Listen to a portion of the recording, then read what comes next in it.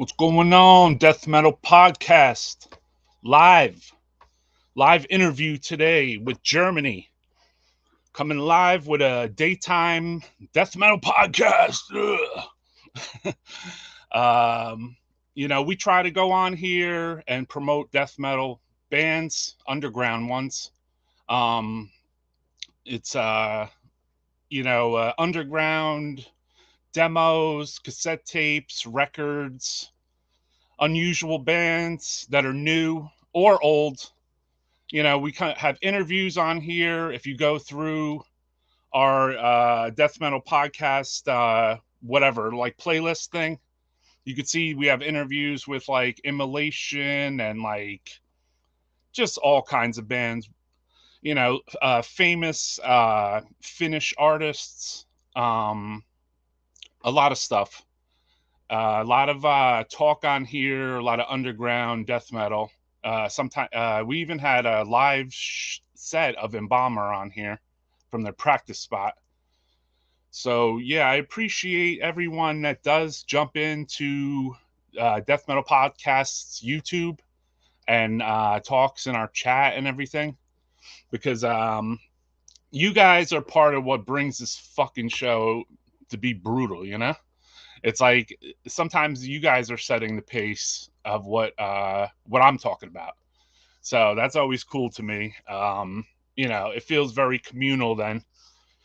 So yeah, we have an interview we're going to be doing today. Occasionally now I'm trying to go live during the day for the EU, Europe, because I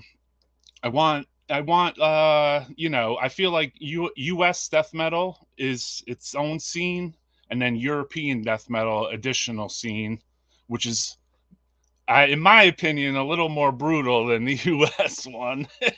I don't know though, I don't want to diss any of my friends, but just the amount of weird demos that come out of places like the Czech Republic or Germany or Finland, all the underground like record labels from Italy, UK, Sweden. You know what I mean? Those are like, for me, that's a little bit of a heartbeat of the death metal scene. Bandcamp, with the Bandcamp Friday drops and all that stuff.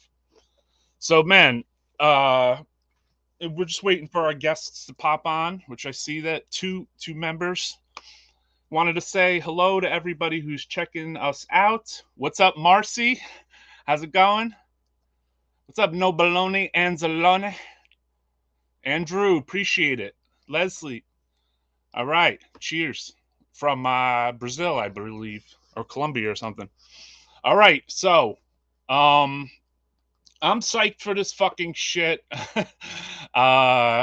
This is all freestyle. There's no fucking questions or anything, I just, show photographs and talk, and, we want to talk about death metal on here. And then I'd like to talk to bands and labels and other fans to, exchange ideas, whether it be just about the music or the way we spread our music or shows, or even talking about instruments, you know what I mean? Because a lot of people in the metal community are also musicians and fans. So, I kind of like try to touch all of that, because I feel like if this could be a learning experience, this show, then let it be, All right, man. All right, you got it. So here we have it. We have live in the studio, Putridarium. Can you hear me okay? Yeah. All right. There we go. No test. Live shit. How's it going? Yeah, great. How are you? I'm doing good. Just trying to, like I was doing in my stupid intro, explain the show a little bit to people that never saw it. You know what I mean? That way they understand like where I'm coming from. There's other like YouTube-y like death metal channels and this and that. And some of them explore, looking at box openings and tapes and stuff. But this one in particular, we're not sponsored by anybody. I'm not trying to push my record label. I'm not. If anything, I want to push the entire community of death metal to let everybody know, like, these are bands that I listen to, and then, you should listen to them too. So your band happened to be one of those bands I listened to because I had got this tape right here. And after that, I was kind of hooked. You know what I mean? Yeah. So great, man. Great to hear. Yeah, really cool. And also the label that you work with, Head Split. Yeah. Really cool label. I mean, putting out like incredible like cassette releases and stuff. So I mean, can we go back in time a little bit though? Like for both of yous? Also, yeah, like on on your like Metal Archive or whatever the fuck it is, you don't even have your names on there. It's like just like real alias, there's not many names there. There's a little, Yeah. What's up, Metal Miners? I've been checking out your episodes a little bit there. Artillery, this isn't a show from Denmark. Yeah.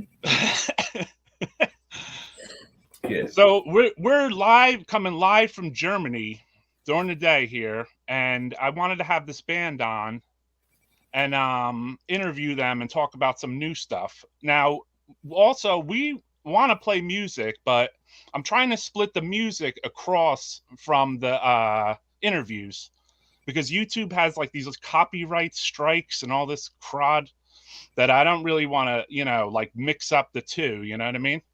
So we'll show stuff and look at some of your demo covers and your other bands. Easy. But I'm not going to play any music on this episode. Like, we're going to play it afterwards, Yeah. And our death metal podcast community will follow us into the second episode too. And you are welcome to follow us too. Yeah, we'll be there. Cool. All right, man. Love you too, bro. This is on YouTube. Just search Death Metal Podcast. Morbid Angel and Mayhem. Hell yeah. Oh. That is good. Metal community from San Francisco underground thrash metal scene. Fuck yeah, San Francisco are the fucking original gods, right? Oh, these are locked up a little bit. All right, there you go. Thanks, Paul. Paul from Deteriorate checking in. Cheers. All right, so we're gonna get these quiet people to open up right now. I'm going to talk about some of your releases and stuff. So let me ask, I'm not sure which band came first or if this is all concurrent, but these bands, Into Coffin and am I saying it right? Necus? Yeah, right. Mostly. Are these like previous bands to Putridarium? I made Into Coffin as first band. Later, 2 years later, we started to work on Necus. Okay. And only last years we start to make a Putridarium, and we start to work on that one. But they all three they are working around on the same time, so we just. Right. So you're in 3 different bands doing 3 different. Yeah, I noticed there was a pretty cool amount of work being done here. I always appreciate that. I noticed that happens a lot in the metal scene, that people are in multiple bands. This last years, a lot, Yeah, right. It's like this city is not big, especially not in the metal scene, so it's the same 5 people playing in all the bands, Right. Yeah. Right. Which is true of a lot of cities also in the United States. So it's like pretty interesting. It's intermingled, but then at the same time, you can realize like this music is for this band, right? And this other music, say Into Coffin, sounds a little different than this band or has, this other member. So it's like, this is its own thing. Like it doesn't have to all be one, Yeah, sure. The free band, but with 3 different style of death metal and right. I noticed way to work. So yeah, I noticed, and it was killer too. Like everything was killer. Like I got a nice overview of the last few days because like when I go to do this, I dive in a little harder, and I want to hear Yeah, sure. more stuff, and it gets me like excited too, because it's like, you know, like in a weird way, like, you know, being that the metal scene and demo scene, I guess, is like maybe a little oversaturated. It's hard to hear like every band, you know. Yeah, sure. So I mean, I got to get like a more of a overview on Into Coffin, and yeah, shit like that. DMP worldwide. What's up, Francisco? Appreciate that. Okay. Hails from Brazil. Yeah, We cheers. hear love. Thank you. Putridarium. Oh yeah. Yeah, no, Marcy but as you saying, said, "What's up?" Cool. for a small city scene, like I always love to like check out one band and see like what other bands are you guys playing in, and Yeah. like discovering new stuff like over that. It's cool stuff. Yeah, me too. I mean, I'll go on Metal Archive and look, and I'll look at the bands like old, like like it says like you know, like this person is in all these bands. You know what I mean? Right. And yeah. same with Discogs, where it kind of has that a little bit. Are you into like Discogs and Metal Archive? No, Discogs, no, Metal Archive, just to check all band and side projects one of Right, each like members. me. Exactly. Yeah. But Discogs, I don't know. I really don't like it.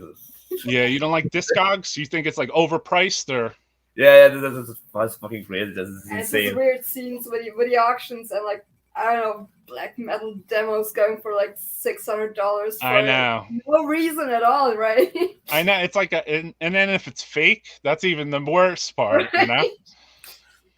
You know what though? This is something I've discovered, okay? And I want to say this as a tape trader, and I'll throw this out to the whole entire collector metal community. If you're going to buy aftermarket black metal demos of Mayhem or Dark Throne, if that person doesn't give you a letter from the band, it might not be real, basically.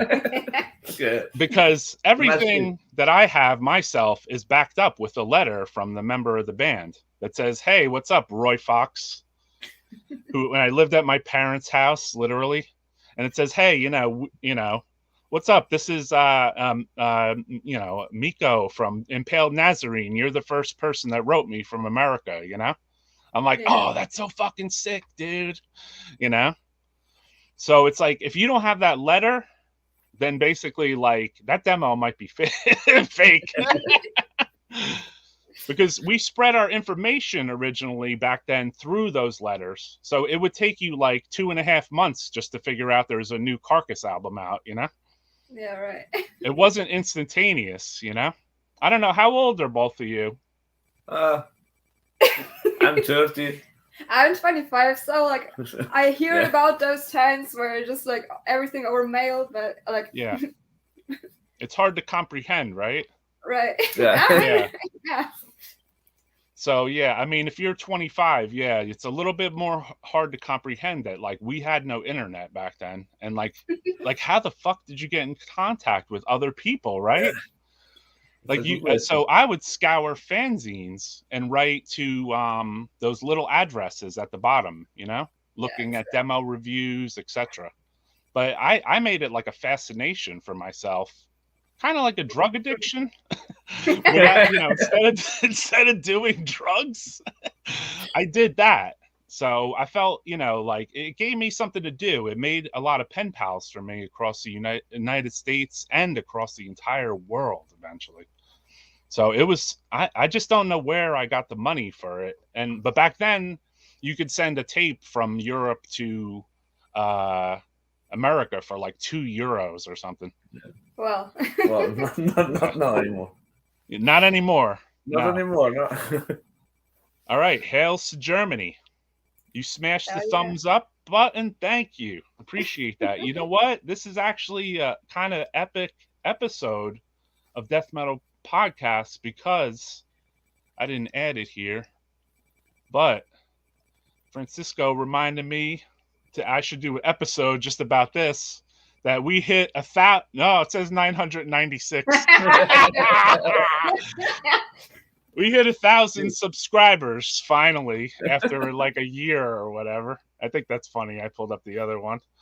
Almost. No bananas. What? Deutschmarks back then. Exactly. So yeah, people would ask for Deutschmarks. They would say send I don't know how many Deutschmarks equal Deutschmarks. I don't know if I'm saying it right, but equals like $3 US, No idea. I was like 3 years old, Yeah. So this is awesome. No, we're coming live from Germany with Death Metal Podcast. I got 2 guests on that love beer. Yeah, we love beer. What do you call it up here? There we go. What's the drink of the day here? Yeah. Okay, hold that up there for me. Yeah, but 1854. Yeah. Kellerbier? Yeah, Kellerbier, yeah. Okay. So you have to know we're both not originally German, so we drink anything, We are not real German, so that's a good thing. When I was in Germany, the beer was warm.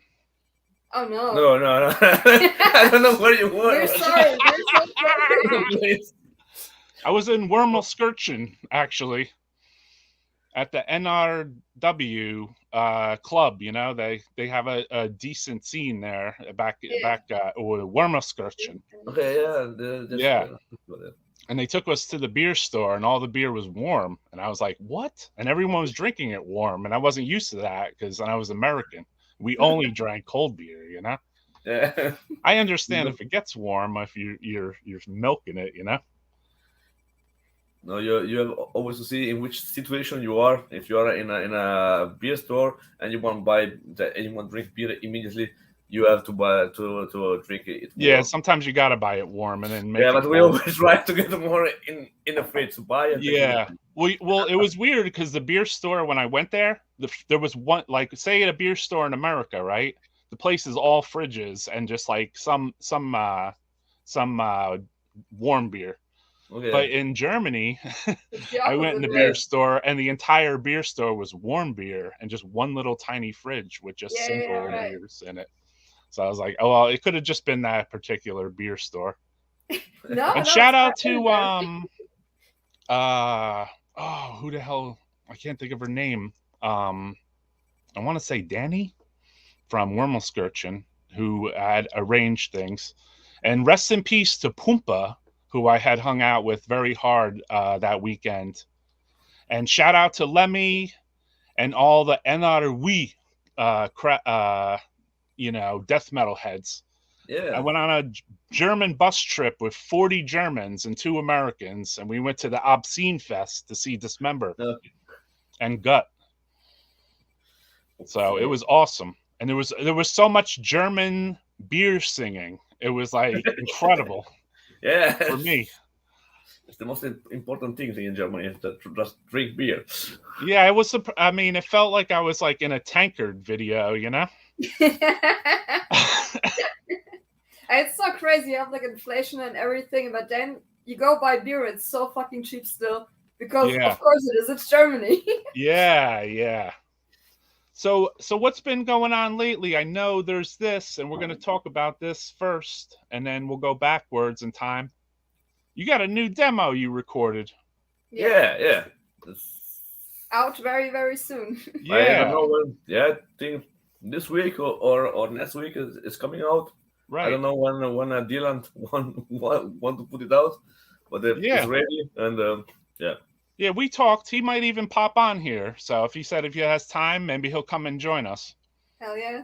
Yeah, because that's how, like, this show is very communal. So we try to, like, bring in, usually, he does your record label stuff. So, like, he's, if we were doing this interview, he would be, like, a good person to have in here with us. But normally, like, most of the death metal podcasts, you probably watched them. They're just like freestyle of a bunch of people talking old school death metal stuff, Yeah. So, I mean, can you talk about this a little bit? I mean, hold on, let me shut off that one banner because it's annoying. I see some artwork on here. This is artwork by Lucas Corte. Lucas Corte, yeah.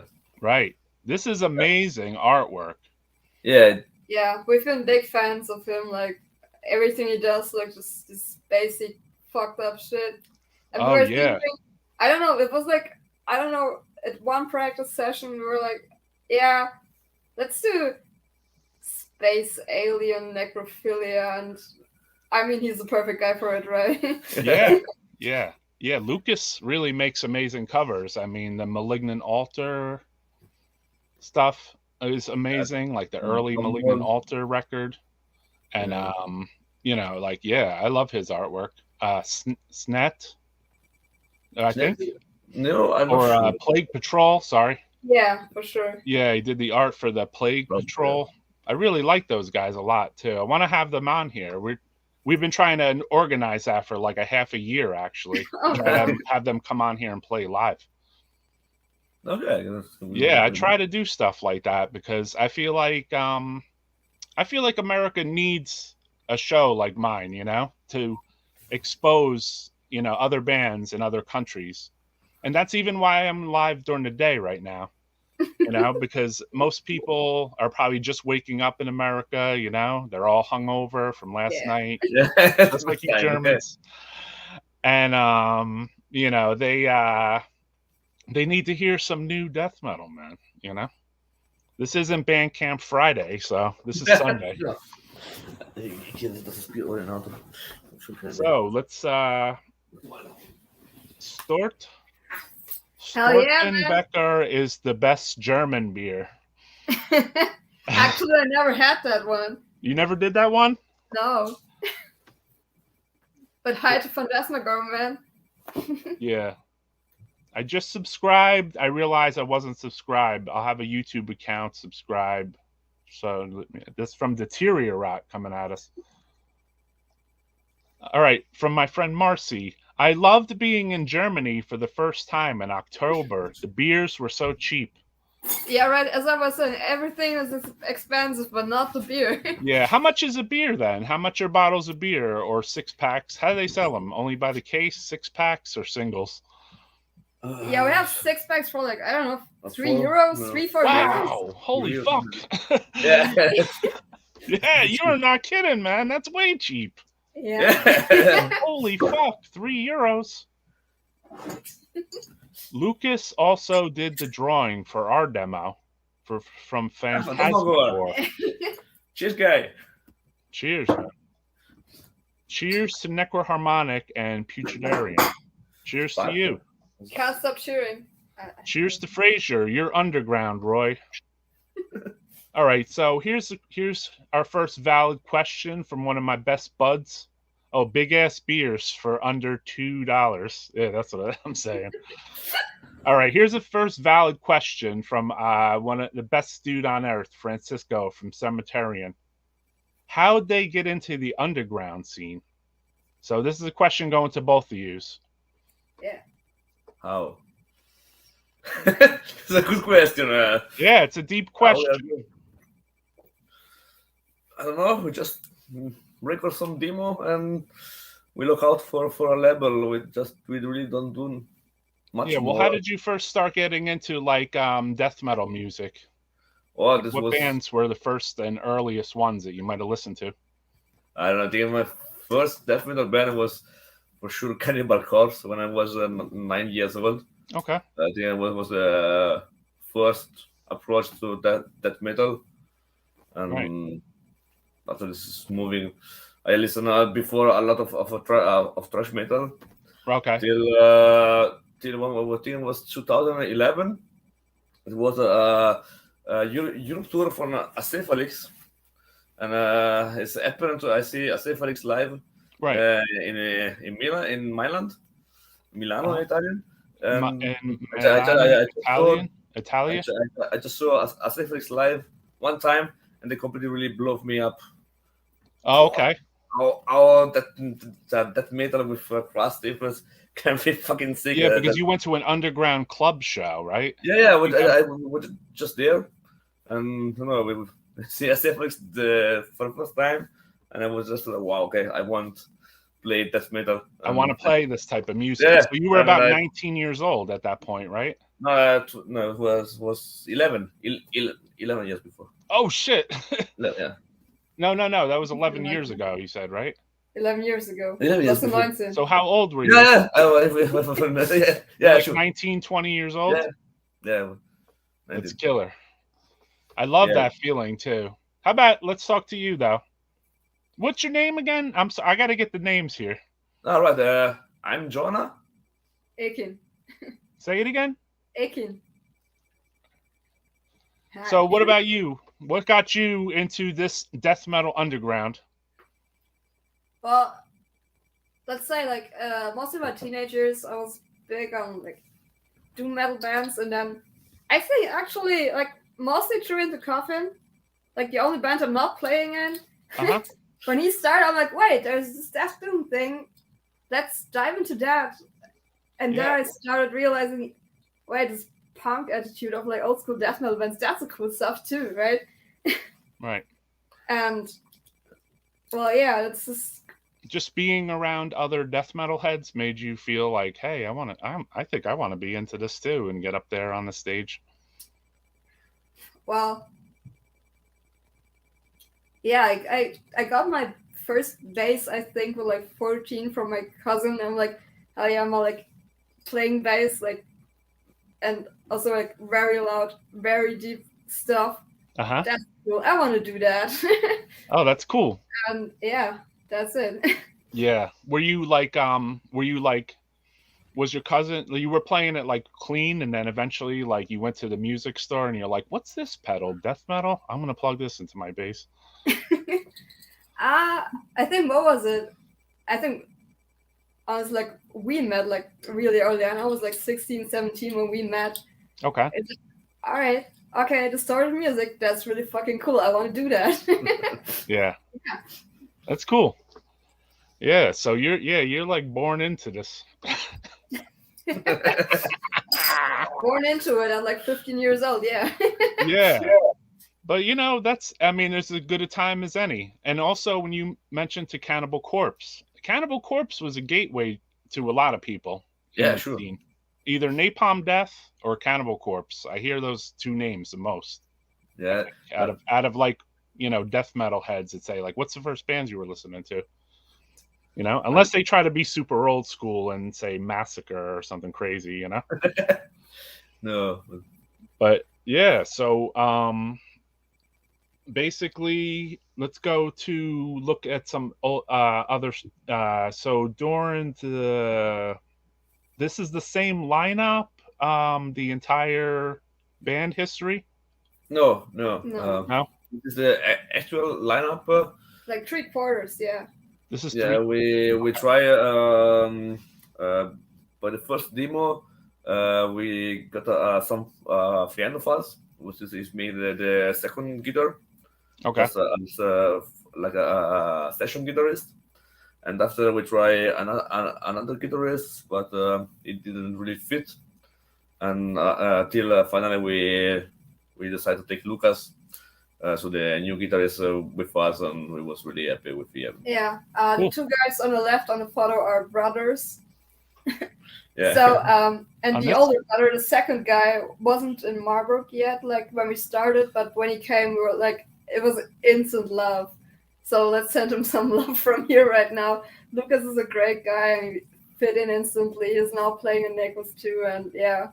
Yeah, I see really cool amps in the background. I see an orange head back there. Yeah. We don't play the orange, actually. No, I play the orange. I play the orange. Yeah. Yeah, you use the orange? I like it, but it's not really my favorite. Not for this music. I'm more on the way to buy a Line or something. Line? Yeah. 90 Line. I think it's. Is that line 8 now, not line 6? No, line 6. No, you took it to the next level. He's like line 8. Yeah, line 6. Yeah, sure. No. Wait, let's spell it out before any mistakes happen. Line me. Yeah, Like, you need to trademark that and start your own amp company. My English really sucks, though. That's okay. No, it's cool. Is this and then as far as like I saw this, I'm just gonna post this because this guitar is incredible. Oh yeah, sure. I love it. This is your main axe? This is the bitch. This is bitch. I find it I last a little bit really fan of Bislage, the old 90-80 Bislage. I feel really fucking crazy. I love it, the form, and yeah. I find last year's on eBay for a really lucky price. That's cool. So I buy immediately, and the guitar fit completely the music, and I like this. This color, this white smoking, this yellow smoking color taking the years. It's just really putrid and rancid. I love it. Right. Okay. It's disgusting of the right point. Were you a fan of BC Rich beforehand, or? Yeah, I already have some other BC Rich guitars, so Mockingbird and Beast, but this one for PUTRIDARIUM is really fit on the music. This is love it. Oh yeah, is that an NJ series? No, it's a platinum series. Just really. Cool. Neck through body or bolt? No. Really the cheap one. I think it's a really cheap one. I really like it. Hey, you know what? This music was made on a lot of shitty equipment. You know what I mean? On things, I think. Yeah. That's why it's perfect for PUTRIDARIUM as well as the PUTRIDARIUM guitar. I really love it. I mean, I don't think a lot of people know this, and I can't speak on the new record, but this band right here, right? I mean, obviously they're legends in the underground, but they play this. He uses the same guitar on every recording. Which one? Okay, yeah. So, I mean, I don't know if he used it on this one, but on Incantation, John McEntee takes out his old guitar, his I don't remember which one it was, but he uses the same guitar like to record all the different records. Okay. And the guitar looks like it's been through fucking hell and back, dude. Or it's a Mockingbird or something like this. Yeah. Mockingbird guitar, so I hope it's a Mockingbird. I'm a fan of the Mockingbird too. I have a NJ series Mockingbird. Okay. I got it from the guitar player who plays in Disma. He lived in my hometown, so I worked at a gas station and I stole some tires and gave him like $100, and then I got the Mockingbird. It's downstairs though, because right now I got to take it apart and like clean it up, and you know what I mean, grease it up a little bit, get that Kaler nice. That's a mystery. Yeah, it's a cool guitar. I mean, it's a BC Rich in general in death metal. Either the Ibanez, especially like with the Iceman and stuff. Destroyer. Well, I got this Destroyer from the 90s in Japan. What is fucking crazy? No, Ibanez. Yeah. Ibanez, yeah. Yeah. And Mockingbird. I always use the Mockingbird with Nikus. Nikus, I always play with Mockingbird. So yeah, you use a different guitar for this band. You're saying? Yeah, sure. So with that, this being the lineup on that? This is the old lineup of Nikus. Yeah. Okay. Is this the recording lineup? This is the recording from the coming album. I think it's coming out early next year. Yeah. Over Sentient Ruin. Uh-huh. And this is was the lineup of the recording. Yeah, but now we're again in 4 again with Lucas, who also plays in PUTRIDARIUM. Yeah. Oh, cool. Yeah. Okay. Yeah. We have this release, right? Is this your first release? Yeah. No. This is the coming album. This is the one. Okay. Yeah, this is the album that is coming. The music, we're gonna play it after this because I have it downloaded. But the music, I noticed the songs were super long and fucking really like heavy as fuck. Okay, yeah. I hope that's a compliment. It is. Yeah, we're both like fans of like, you know, this Death Doom Grave of People, Temple Nightside stuff, you know. No, I like long. I like the tempo, especially, it takes you into like a journey, like an old disembowelment zone, Yeah, okay, yeah. Yeah, we're The glad. songs are long and they're really like, kind of an epic, but not that epic, like keyboardy type long thing. More in like the death metal way, Yeah, sure. Exactly. And how about with this material? You recorded it pretty recently? We recorded Nico's album was last year, August. Yeah, last summer, last year in the summer. Yeah. Okay. And it's taking around 6 months to all mixing and mastering stuff. And that's why we have to find a label because we was before by Blood Harvest. Right. But we decided to change. Right. You went to a different record label? Yeah, and this takes some time for find Sent in Ruin. And now Mattia, we can take another nearly 1 year for making all layout and graphic and everything. So I hope it's coming out now in next year's in the early months. It's killer. I mean, the material's killer. So, I mean, if anyone is watching this, I mean, afterwards we're going to play some. And I saw also that the band plays live. Yeah, this was we did. Yeah, this was in October. Yeah, in October. We finally play live after nearly 2 years of nothing because of Corona and everything. I see that show was in Kassel. Is that where you guys are from? Huh? Are you from Kassel? No, we're from, what's it, like 80 kilometers from Kassel south. Okay, I've been in Kassel when I was in Germany too, because it was one of the train stops for the, Yeah. Just once. I was only in Europe once, but we ended up on the train system, and then, so yeah. Or no, actually, no, I was friends with a band from Kassel. They were called Catatone. This was in 2006, though. So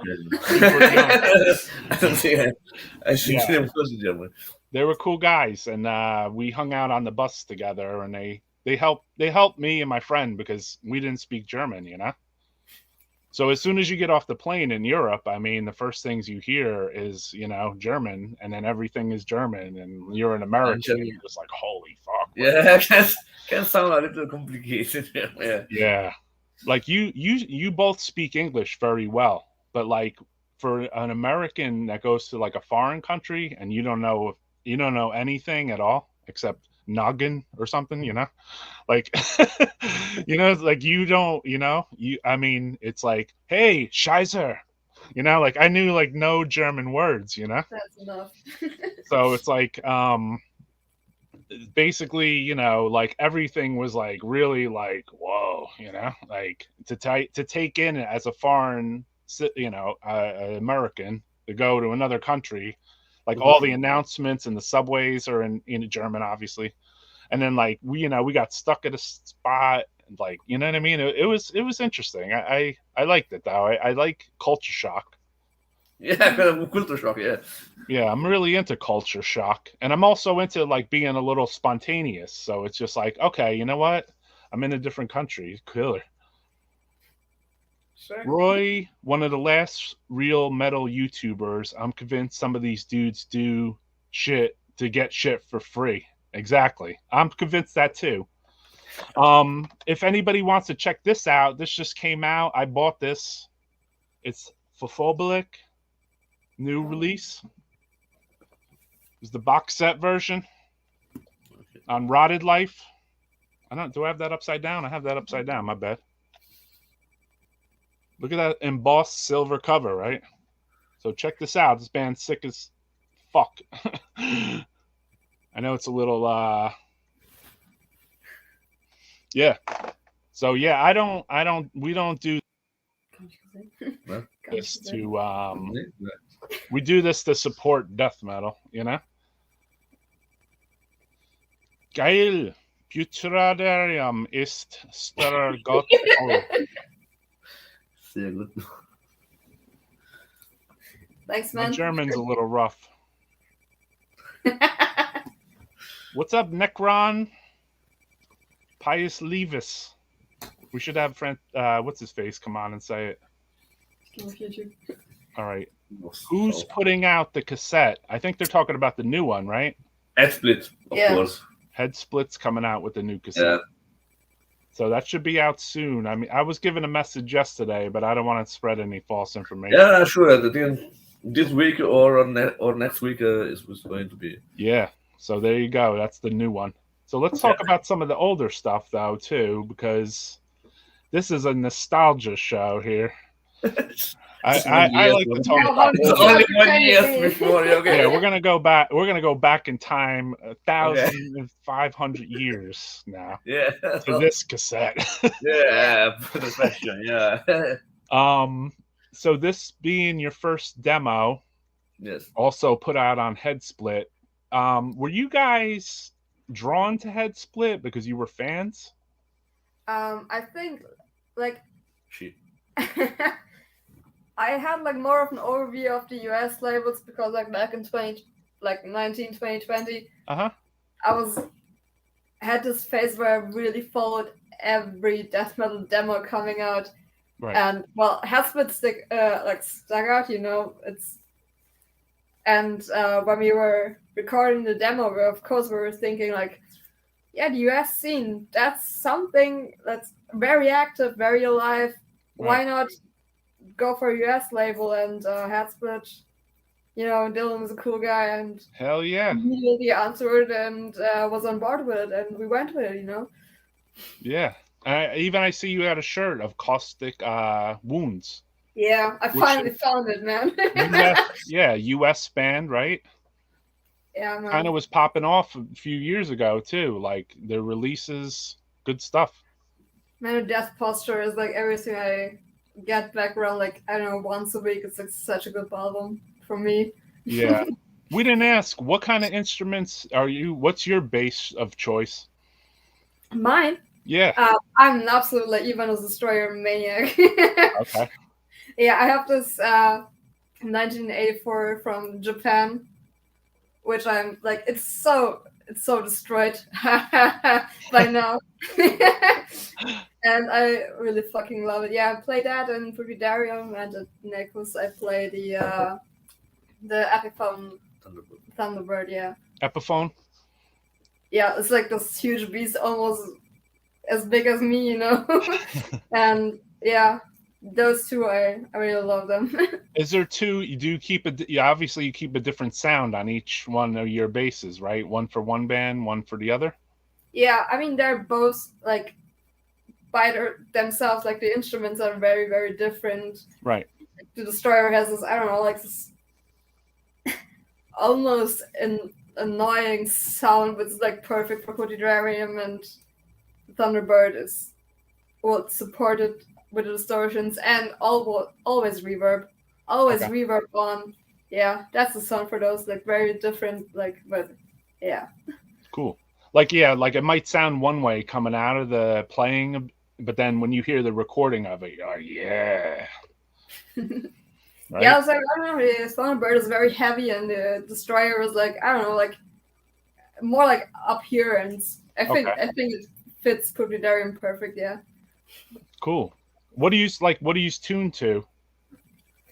Both A, right? Yeah, A standard. Yeah, I could tell, very low, you know. Yeah.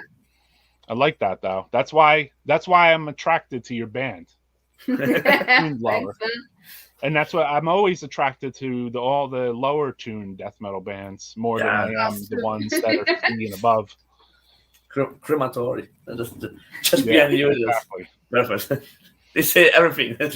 Yeah. So I mean, I'm super more into the low tune death metal. Like when I was a younger guy, I guess I was probably like 17, 18. I went to go see Mortician for like one of their first shows ever. And that had changed my life right there, because the tuning was so low, the vocals were so low, the grind blasts were so fucking fast. This is when they had a drummer. It wasn't the drum machine. And it was like, holy fuck, I can't even believe there's a band that sounds like this, you know? And after that, I was ruined for the rest of death metal, basically. because you had this band that set a bar that was so low and so like evil and brutal and heavy sounding that everything that came after it, for me, it was like you have to match to something like this, you know? And it's like there is almost nothing that matches to that, you know? And then as time progressed, you know, going to their show, I didn't even know them. But as time progressed, I became amazing friends with these guys too. And to this day, shout out to Roger and shout out to Will. Rest in peace, Matt Sitcher. Shout out to Matt Harshner, who was the earliest rehearsal demo guitarist in Mortician. And yeah, I mean, shout out to that fucking drum machine. It was a Boss 550. So yeah, I saw Mortician rehearse in 1995, and I had the same reaction: instant bowel movement. LOL. There you go. Tommy Iommi signature laser etched Gibson, $15,000 on up. Okay. Let's get it. Interesting. Looks like a release my boy Eric Life After Death would do. Yeah, they're a cool label too. Yeah, right. Let's see here. Somebody was saying how badass your cover was. Which one? Yeah, which one? Head split rules? Phophobolic rules? Hell yeah. True, both. Exactly. Wow, that foil logo looks sick. Yeah. Yeah, that is pretty sick, right? Look at that shit. It's like a magic box. Hold on, I gotta shut your fucking comment off. My bad. What's up, Oscar from Ceremonium?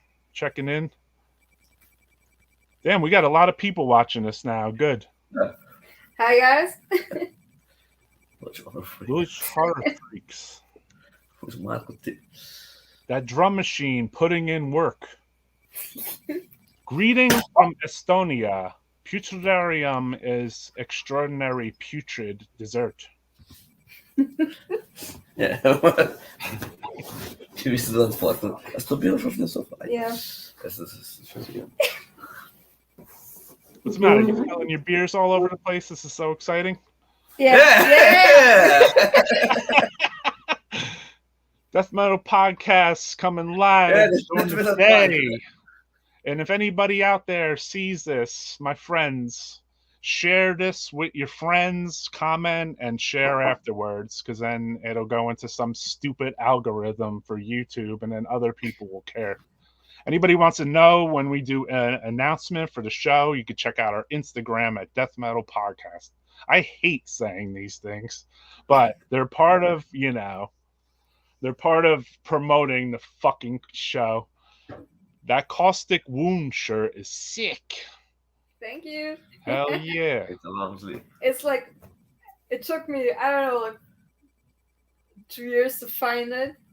And then our label guy from Sentient Ruin, Mattia, did like a private sale, and he immediately told me. Yeah, that's the whole essence of the underground. Spending years to find stuff. So, I mean, you are definitely part of the underground 1,000%, whether you're 25 years old or not, you know? You went at it, you spent years looking for something, but you got it. So, like, once you go down that chamber, you never come back. You know that, right? I'm glad I'm here, you know? Yeah, good. That's good. And I you know what? I mean, I want to speak to this a little bit. I noticed that there's been more like females and stuff that have been getting into bands. Yeah. I think that's super fucking cool, actually, because not only as playing, but also as fans too. You know what I mean? And years ago, not so many. You know what I mean? So I think that's super fucking cool. Better late than never with the shirt. But yeah, to get back on your topic, you know, maybe sounds corny or something, I don't know, but I'm here to make music, and everything else is like what else is there, you know? I understand that. Yeah, it's like, and also like I'm not here to judge late male or female either. You know what I mean? I know that you're here to make music too. Yeah. As are you. You know, like you got your Autopsy shirt on, which is my favorite fucking band, first of all, and you know, you and your band, you know, you get busy by going around and playing shows beyond Europe, beyond Germany too, as well, right? Yeah, sure. So it's like you stay busy with your scene, and then do you play any shows locally? Not really locally. We never play really in Marburg. From in our city, we never play. Right. We really don't want to play here because there's no scene. There's nowhere to play, right? Yeah, we always make some private concert in our release room, and Right. it's enough. There's no people here, so we I always try got you. to go a little bit more out from our city. I like So when the eyes rolled when I said, "Did you play in your own town?" From you. yeah, it's really difficult here, but we I mean, try. we played this one show with Nicholas 2 years ago in a church like near Marburg. Oh, cool. But I don't think there was ever a show again after that. Right. We did something right, I guess, but after Yeah, that, you burnt the church down afterwards. I understand. well, now with this town, well, let's not go into it. Yeah, let's not go into it. They'll hold it against you later in life if you say something crazy on here. Yo, Jilba, what's up? When are you gonna have J Dog back on? People talking about Gary Moore? No, thank you.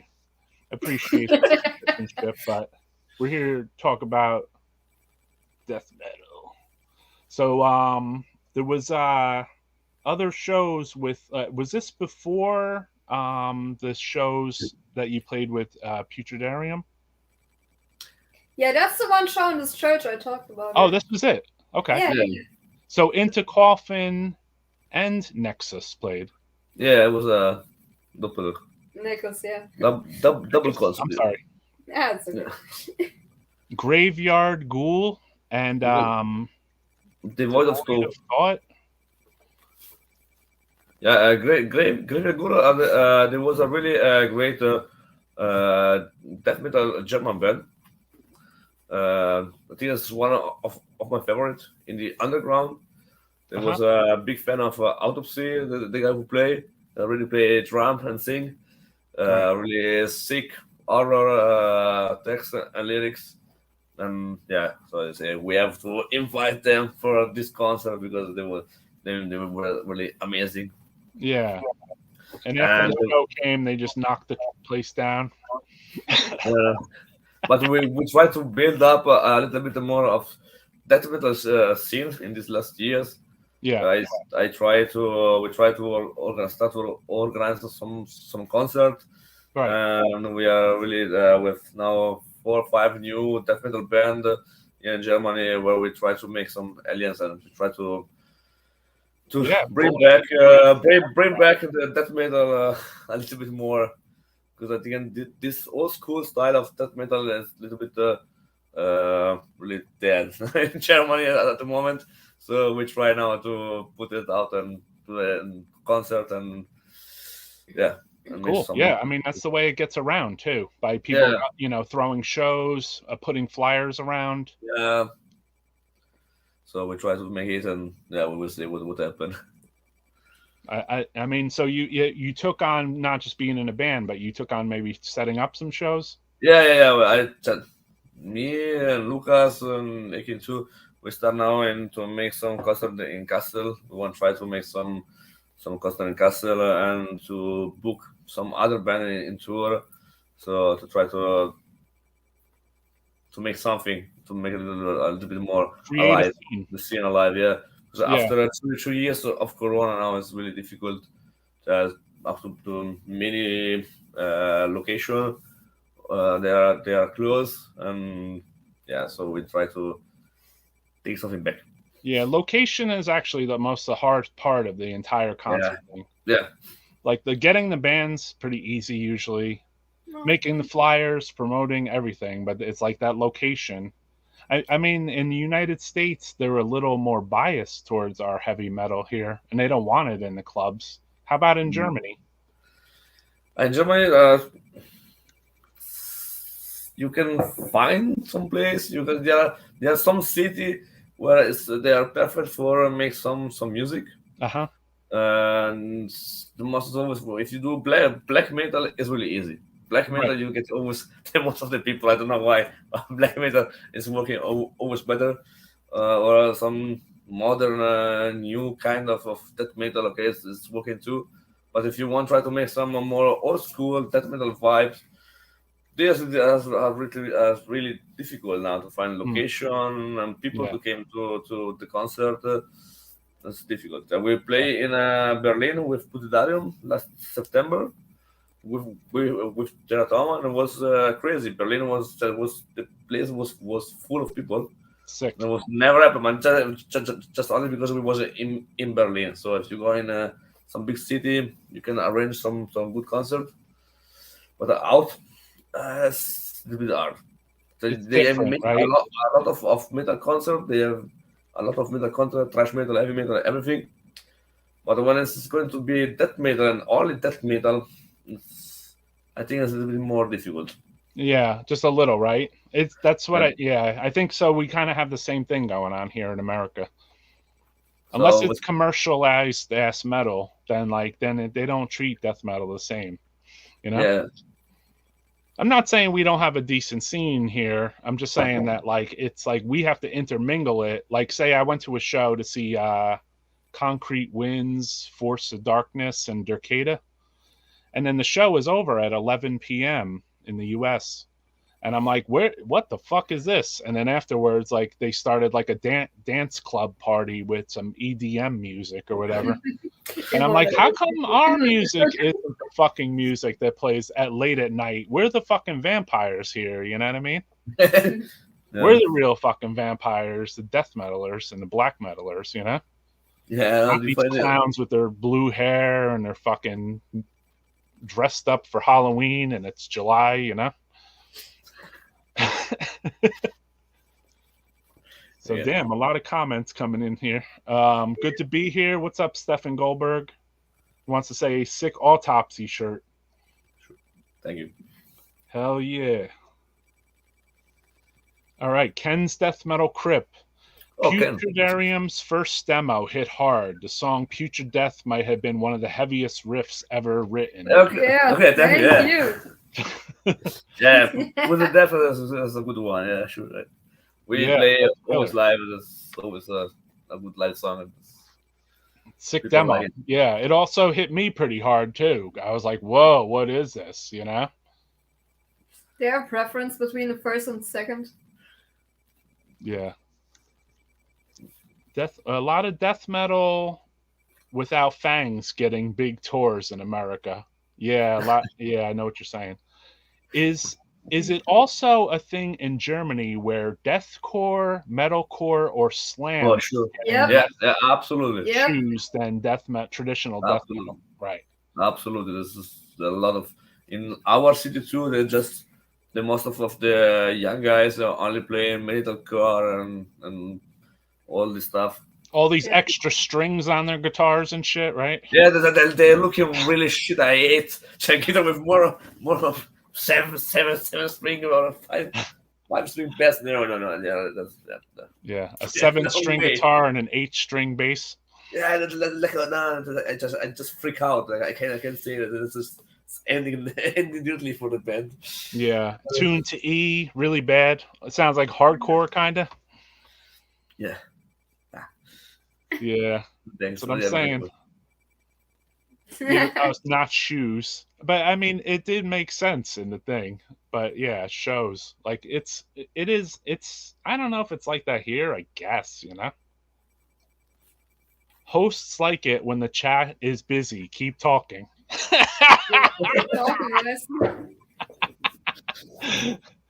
Hey, that we do actually. Like, it's good for the show because like I had said in the beginning of this show is really all about the fans, including me.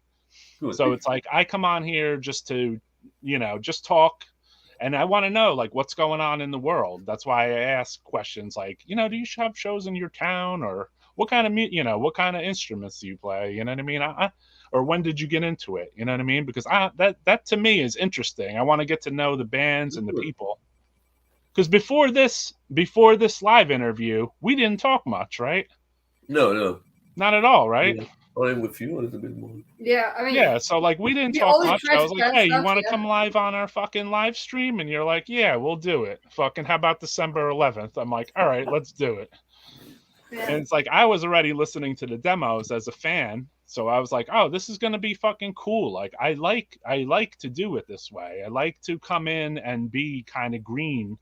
And then also some of the fans that come on here, they might, this might be the first time they heard about you. They might have your other 2 demos or your other releases.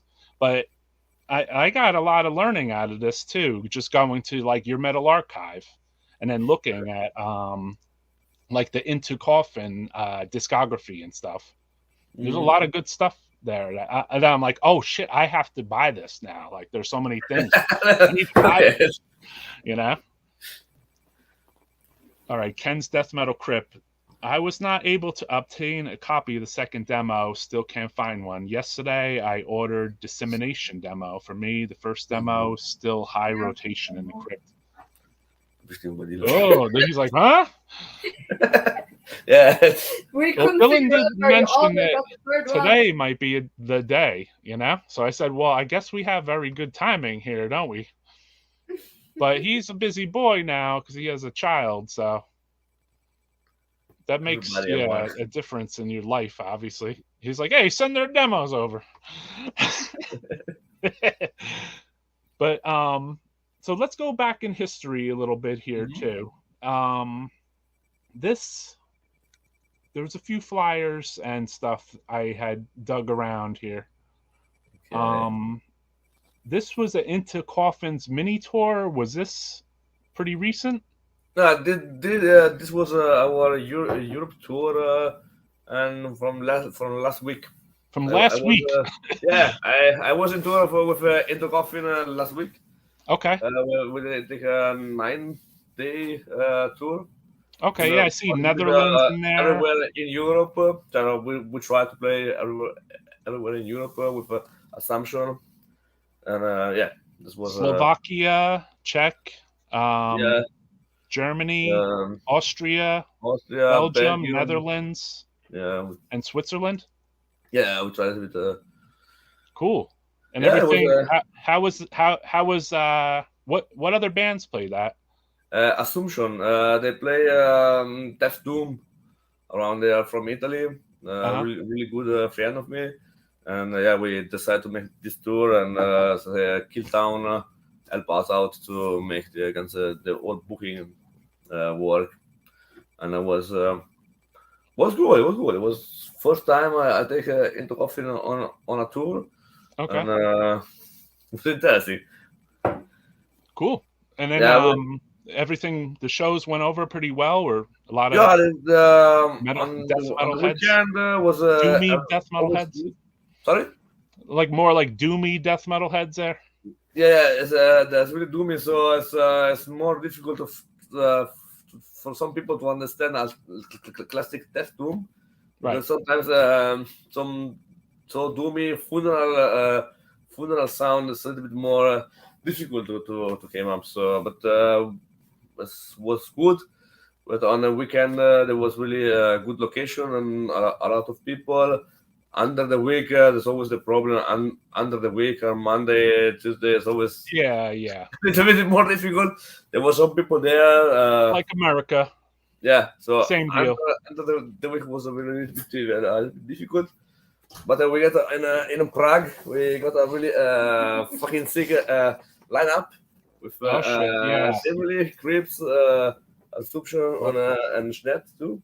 So hell yes, this was our gig in Prague. Demolic. It was really. I'll bring it up here. Yeah. Demolic. It was Crips, right? Yeah. Assumption, Into Coffins, and Snut. Yeah. So yeah, all the maniacs from SNET and Plague Patrol, I'm sure. Yeah, sure. There was there Marek and the other guys. Mm-hmm. That was good. Those, yeah, Czech Republic, cool. Did you guys get to go see the ossuaries there? Sorry, no, they didn't play at the end. No, warte in den Ossuarien-Inseln. Wo? Die haben doch auch diese Knochen. No, we don't get the time.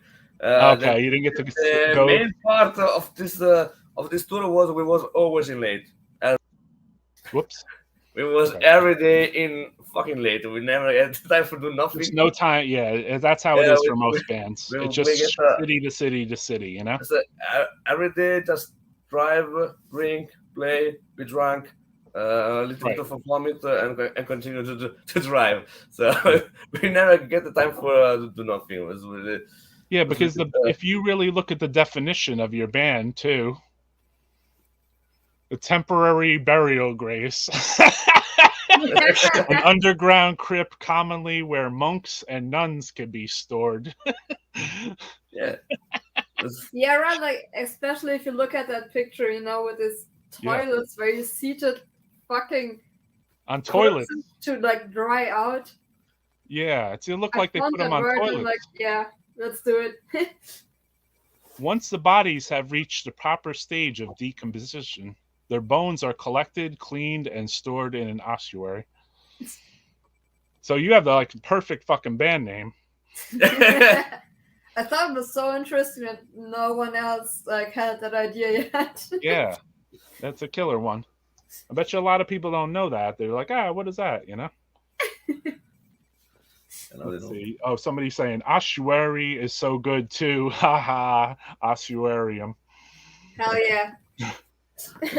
Assumption's new one is very cool, very healthy. Death Doom. Yeah. What? Which one's looking at this one? Yeah. Assumption released a banger this year. Cool. Let's see here. What are Ken's Death Metal Crypt asking, what is some of the band's biggest influences from Germany?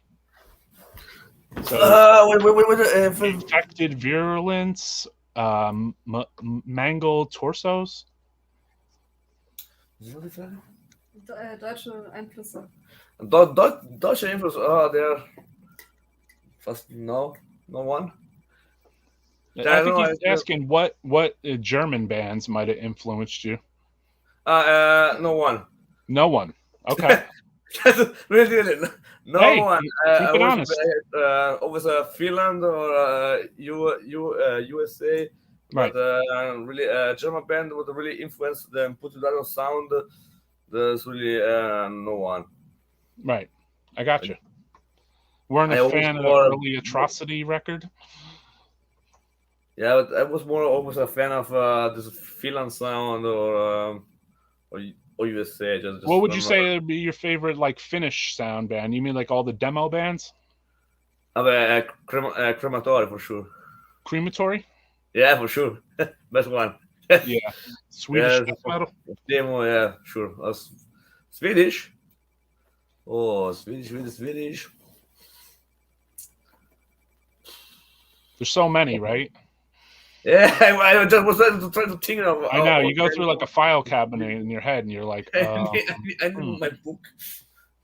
600 Finnish demos I like. Sentenced, I don't know. I was always a big fan of the classic Grave demo from Grave. I always really liked it. Grave, I always liked a Swedish band. I never was a big fan of the Swedish sound. Right. But this is why I prefer. This is why I prefer with Finland. I mean, you know what? I go backwards in time sometimes. This sounds very stupid this is going to sound very stupid to you death metal podcast listeners. But last night I was listening to Dark Throne, Soul Side Journey for only the third time in my life though. Now I'm old as fuck, so like I should have been hearing that since I was a little kid, you know. But when I first heard it when I was young, I thought it was weak. Actually, I don't know what this skip picking on the fretboard shit is, you know. But now I hear it and I'm like, whoa, like what the fuck was I missing out on here? You know what I mean? This was an amazing album, you know.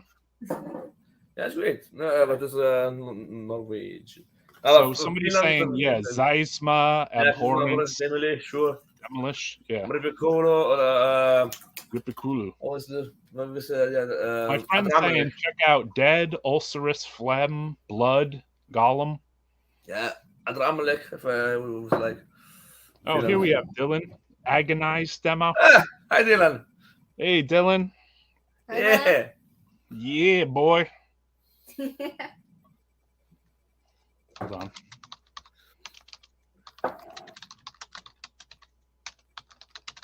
All right. Yeah. Sorry, DMP watchers. Sometimes I have to send messages in the middle of this fucking shit.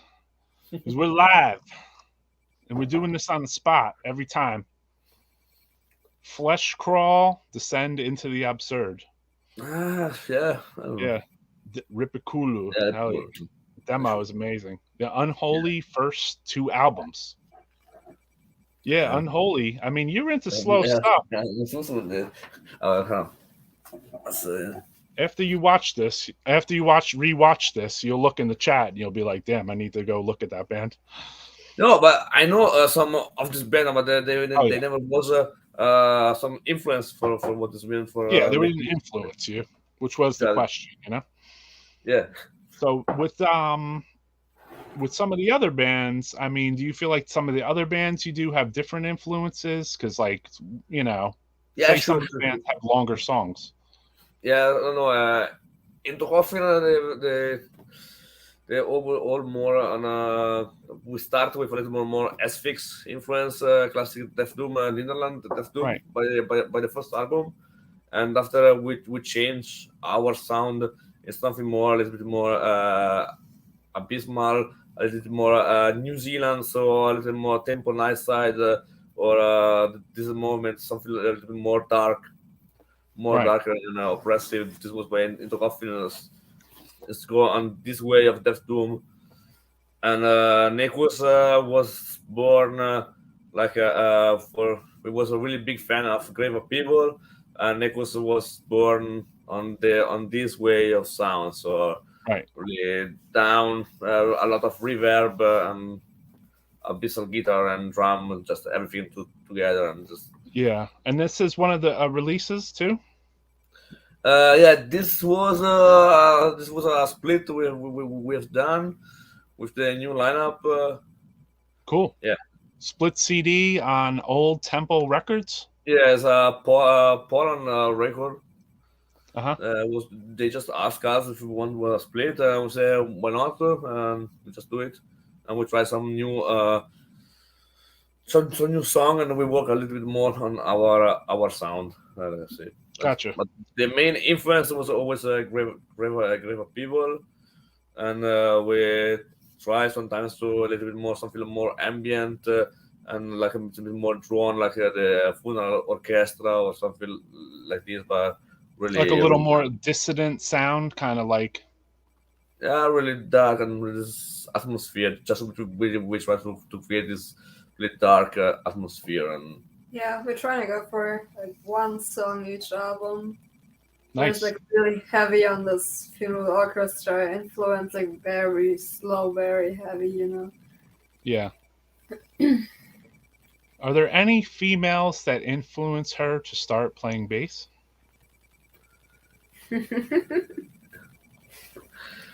Well, not influence in the beginning. Like the cousin that gave me my bass was like my female cousin. I don't know. I never really like watched out for like, it's a woman that's playing bass. That's like makes me want to play bass. Right. It was just your cousin, and was she a metalhead? I mean, no. She's from Turkey, like. So classic rock is like the heaviest thing they get. Yeah. Most people, you know. No, but it never was like honestly never really gendered for me. So yeah, I almost wonder nowadays. Sometimes maybe some females get influenced maybe by like a Joe Bench, you know? Yeah, I don't know if people like now the kids, which is really sad. Like, I mean, do they still really know Joe Bench or like Bolt Thrower? Yeah.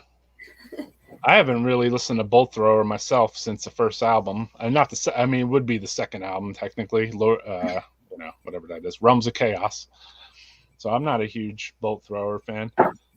No, like what I keep saying is like I think it's really cool that there are women that like push being in the metal or death metal scene as women, but I never really cared. Like I just want to play fucking music, you know. I like, and you know why I like it? Because it starts to put more women and men on an equal field. You know what I mean? Where like years ago it would be like one female at a death metal show, but now it's like kind of almost like half of them are. So it's like, you know, like we could all unite with this music together. It's not about male, female. It's not about anything. It's about the music. You know what I mean? Yeah. Exactly. So, I mean, even though the question came in because, you know, my friend asked, I mean, this is all about the music here, not about who's a boy or a girl, you know?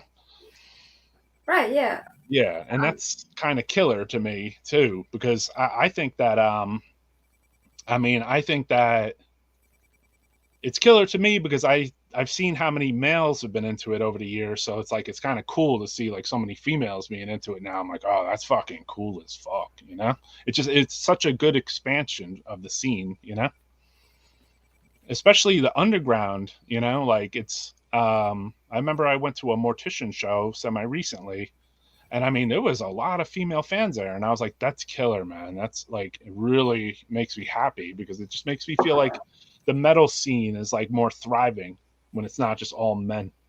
You know? It's just like there's more. I mean, obviously you have double the amount of people there, right? All right, guys, we don't want to talk about female death metal. This is fucking just death metal here. So you recorded on this, obviously? Yeah. What studio or where do you record the stuff for the band? Everything we recorded, like both for Nikos and PUTRIDARIUM, we did in our own rehearsal space. Okay. Like recorded on our own with the help of Chris. Yeah. Yeah, at Nikos we had the help of like a really talented guy named Chris. A guy named Chris helped us with the Nikos recordings, but like everything we did like mostly ourselves. Okay. You know, just stick microphones in front of, you know. And we just play live. Microphones in front of amplifiers. Right. Yeah. So yeah, like a lot of the stuff is recorded almost like live. Yeah, it's everything live. It's all live. Yeah. All everything is live. Right. Yeah, I had seen a drum video with Putridarium. Yeah. And, that's the actual tracking of the song, right? Yeah, right.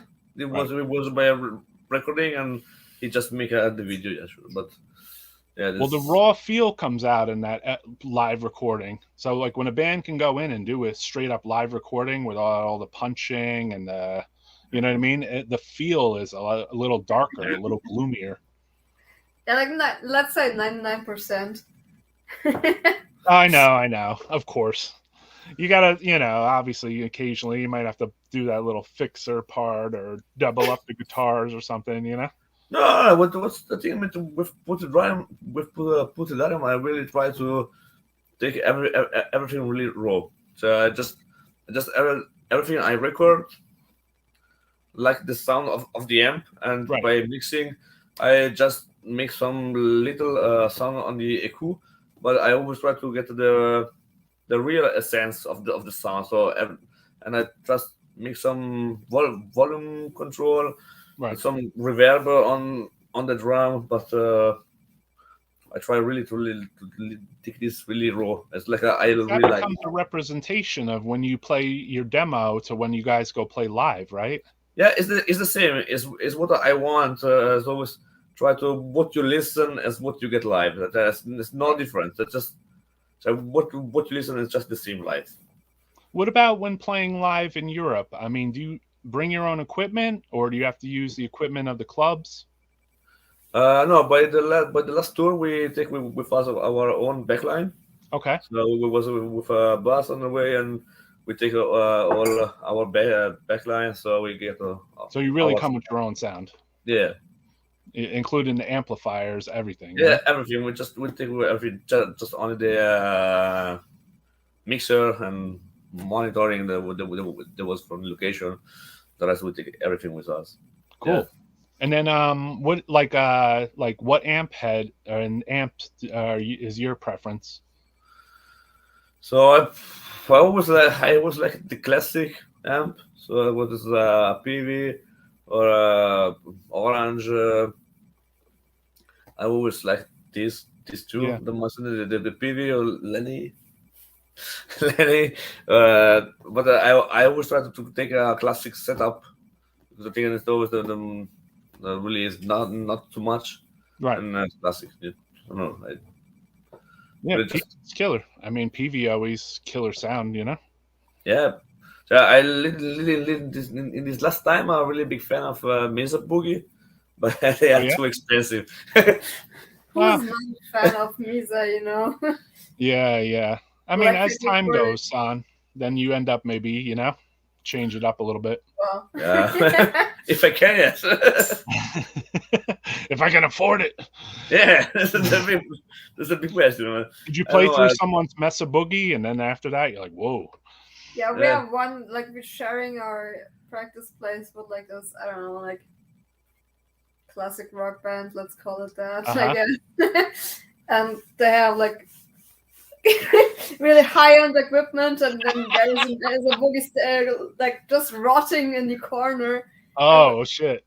And we were like, okay, I mean, fuck it, if they're not gonna use it. Yeah, if you guys are gonna use this, we're rolling it out for ourselves. So make sure you put it back very neatly, so no one knew. Yeah, right, exactly. Tell that bastard from Head Split to buy you a Mesa Boogie. Yeah, fucking Mesas are amazing. I really love the single rectifier. Highly underrated and very affordable. Okay, thank you for the trick. Ken saying, got a split, Putridarium rules. Really looking forward to the new demo. Cheers from the crypt. Cheers, man. Thanks, Ken. Roy, check out both throwers' Fourth Crusade. It's doomy and heavy. Females in death metal are fantastic and fucking very cool. Fuck yeah. Mesa dual rec for 20 years now. See? Yep. So you guys were smart to roll out that other rock band's equipment. So and then being that you're just capturing the live sound in your studio, you have you know, someone to kind of like record and mix and like master it maybe after the fact. So I do the recording and the mixing. So I just mix the all guitar and bass and everything in the way I just was in my head. So I just try to figure out how I want it sounds. This is why I push the bass sound really loud, because I really loud to this feeling of bass sound really loud. Plus the same of the guitar. And master is helping us. This Chris is helping us for the mastering.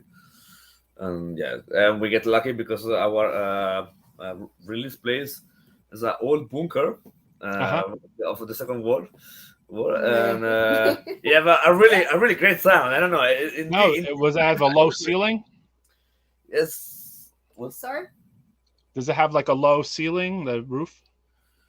It's not in the room. I think it's just. It's a normal ceiling. Yes, no, it's normal ceiling. It's like this room. No, I mean where you practice. Yeah. Yeah, it's not even. I don't know. It's like from the you know, from the German army, like for old. Bunker. Yeah. No, for like weapon storage bunkers. You know. Okay. I don't know. It's a normal ceiling, I guess. I'm just asking because I noticed, like, say, when I go to a club show versus like a commercial show, like a Cannibal Corpse or something. In the clubs, all the ceilings are much lower, so I feel like the music's like it hits you better. Okay. Where in like an open spot, it's not. I don't know. It feels like it loses a little something, you know. Yeah. Okay. Let's say it's like a normal room, you know. Yeah. But in the deep of the forest. Yeah. It's in the deep of the forest. Yeah, it's like a forest, and we have nothing. We just have electricity there, so we have to make wood from ourselves in summer to get some warm in winter for play. That's just a great place. Oh, that's cool. And I don't know why it sound. Oh, I record all my projects in this place. Already the Into Coffin last album was recorded there. Everything sound really good, I think.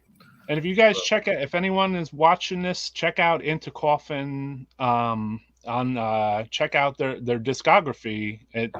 All the releases they have are on Metal Archive, including the new one. And like, you have a lot of stuff recorded with them, I see. Yeah. I started in 2015. Okay. I started there with demo in 2015, and yeah, we try to continue. I was there. I played bass and vocals and yeah, just. But now with your other bands, you're more with the guitar. Yeah. In the other two bands, I play guitar. I play already guitar for Into Coffin because I write the all music and on the guitar, and after I just change the instrument. I gotcha. Yeah. But yeah, let's say I both play guitar in all projects. Cool. Really. Yeah. I don't know. I never learned to play guitar, but yeah, I tried. Fourth Crusade has no blast beats. It's where both thrower lost me. War Master is the last album with blasts.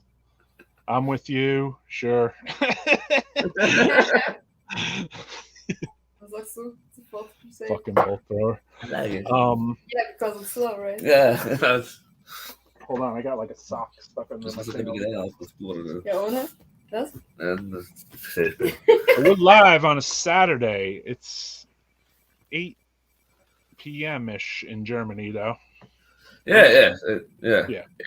So it's for me. This is good too, though, because I want to go on live here during the day, so other Europeans and the Finnish, UK scene, Germans can see this. You know what I mean? That's great. I think it's perfect time. Yeah, I want for a bit drunk. It's perfect. Yeah, I mean, I like that. I feel like the scene is international, so I always try to head towards the international. Yeah. You know what I mean? Like, I like more bands from Europe than I like from the US. I noticed. You know? Really? I feel like, yeah. I mean, I don't know if you're the opposite. You know? Yeah, a little bit. Yeah. What's up, JD? JD from Hexea. Yeah, I'm, you know, like your band, say, or Plague Patrol, you know, like a lot of the Finnish stuff, like you like, you know, like it was, I mean, when you guys toured recently with Demolic, what was it like playing with a band that like influenced you? Demolic was great. I really, no, I really loved the band, and this concert was fantastic. Yeah. I just really enjoyed the concert. I just leave the merch stand alone and I just go to the concert. Yeah.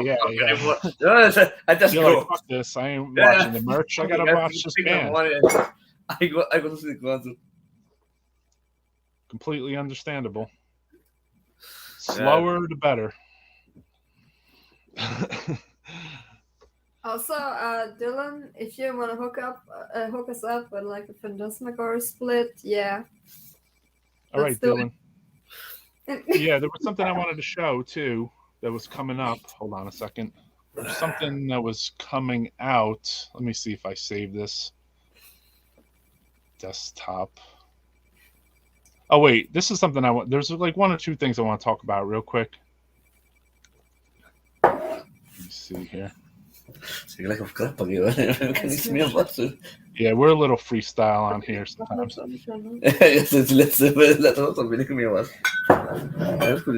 Everybody should check out for this upcoming too. Sewer Fiend, Plague Patrol split. Yeah.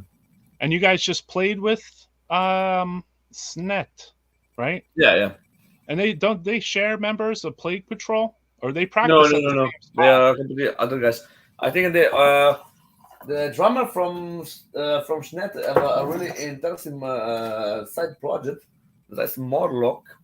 Oh, I love that one. Yeah, I only just heard. Yeah. Could you throw that up again? Yeah, sure. Yeah, I got to get a copy of that in the real form. Yeah, that's amazing. That killer recording. Really Holy fuck. Really good. Yeah, really fucking good. We played that on here last week. Also, I want to send a shout out to last night. I was talking to the drummer from Fetid. They got a show coming up in January. 2 days of death with Witch Vomit, Fetid, Torture Rack, Mephitic Corpse. Yeah. So shout out to you, brother. Yeah. We need the same here in Germany, please. I know. That's what I think about when I see your shows, though. I'm like, I need that show right there. I need Plague Patrol to play here, you know? Okay. What the fuck? Let's make a trade, okay? We trade the show. We are lucky enough to have this coming to us in America, which I'm pretty excited about. Oh, I saw fantastic.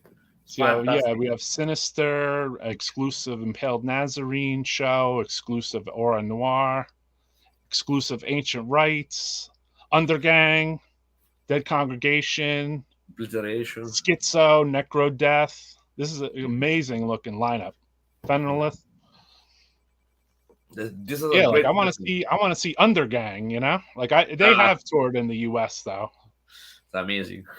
Yeah, I think I was at their I asked him if I was at their first show. It wasn't their first show, but I saw them play with Autopsy in New York City. It was fucking killer, man. Oh man, that's a lineup.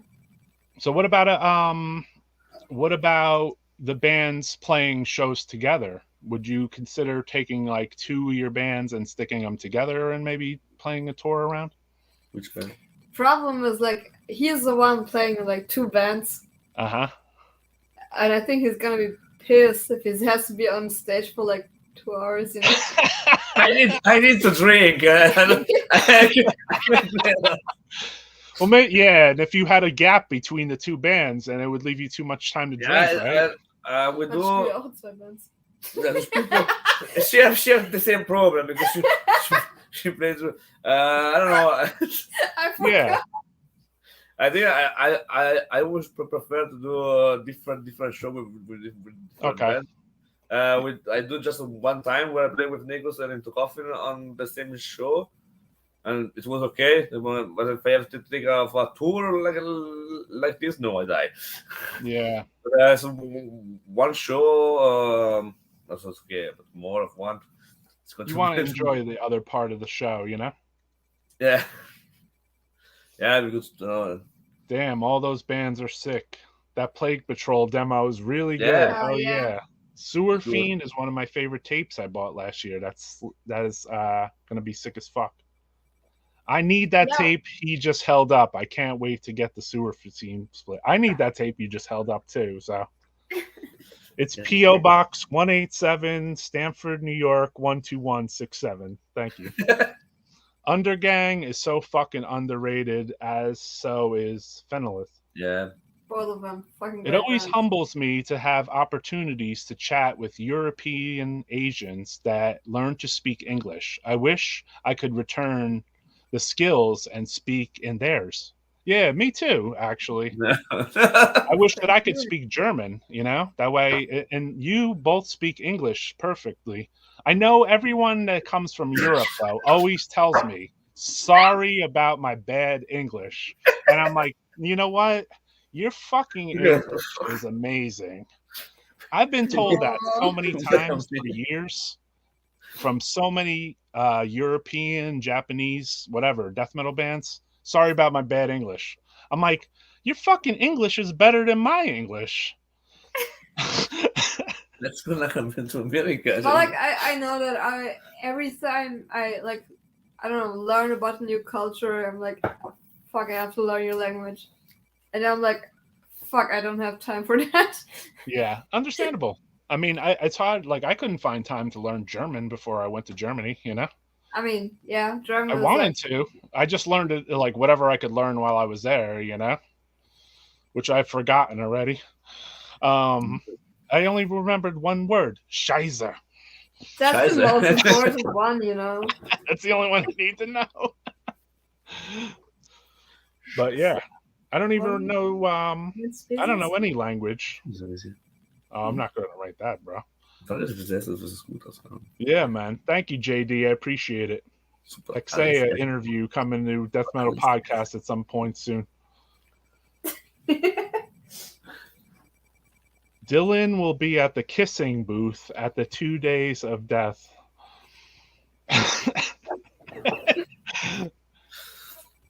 All right. Let's see what else we got here. I want to talk about some other stuff here. We never even got to talk about this yet.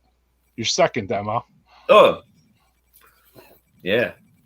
So, also, very fucking sick art. This artist, can you talk about? Yeah, the art was from Parker. Parker Edward. Young fucking talented guy.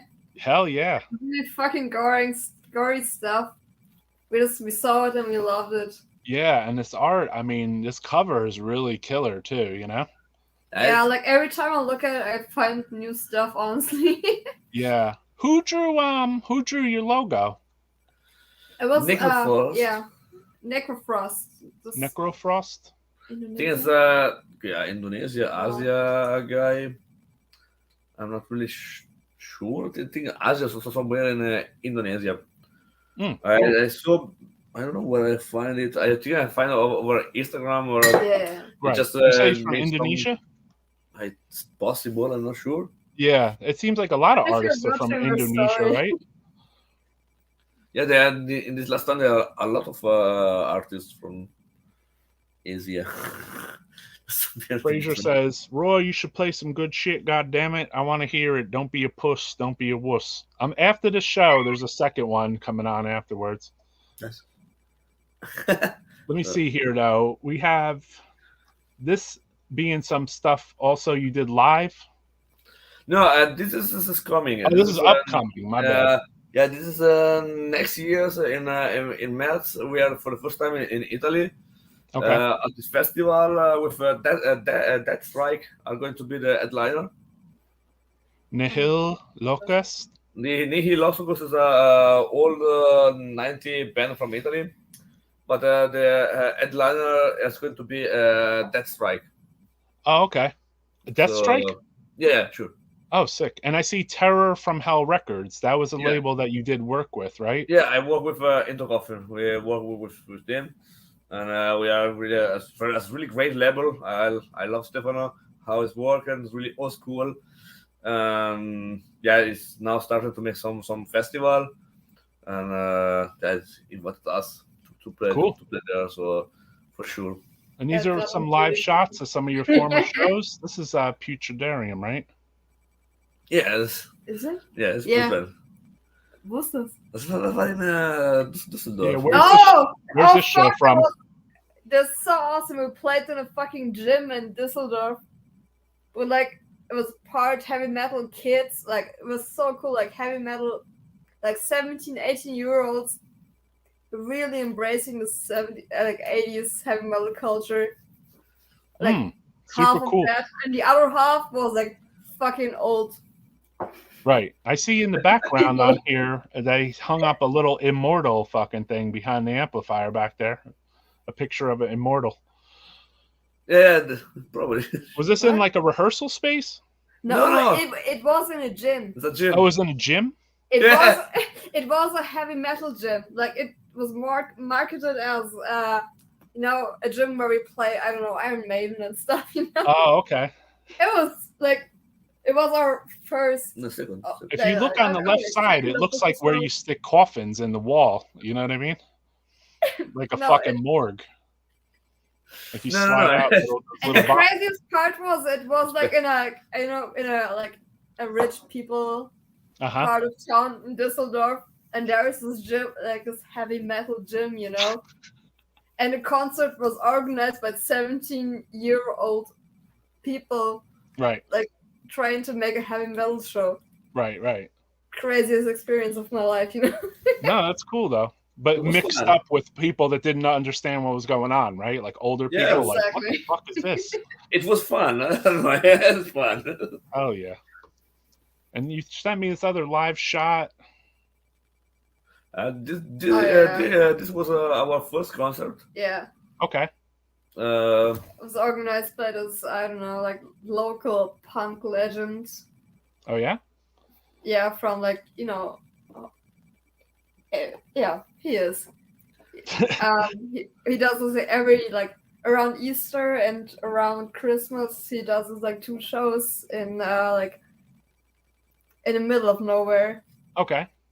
It's like this real like middle German. Seems like there's a phenomenon stage he's there doing. because I see monitors, obviously.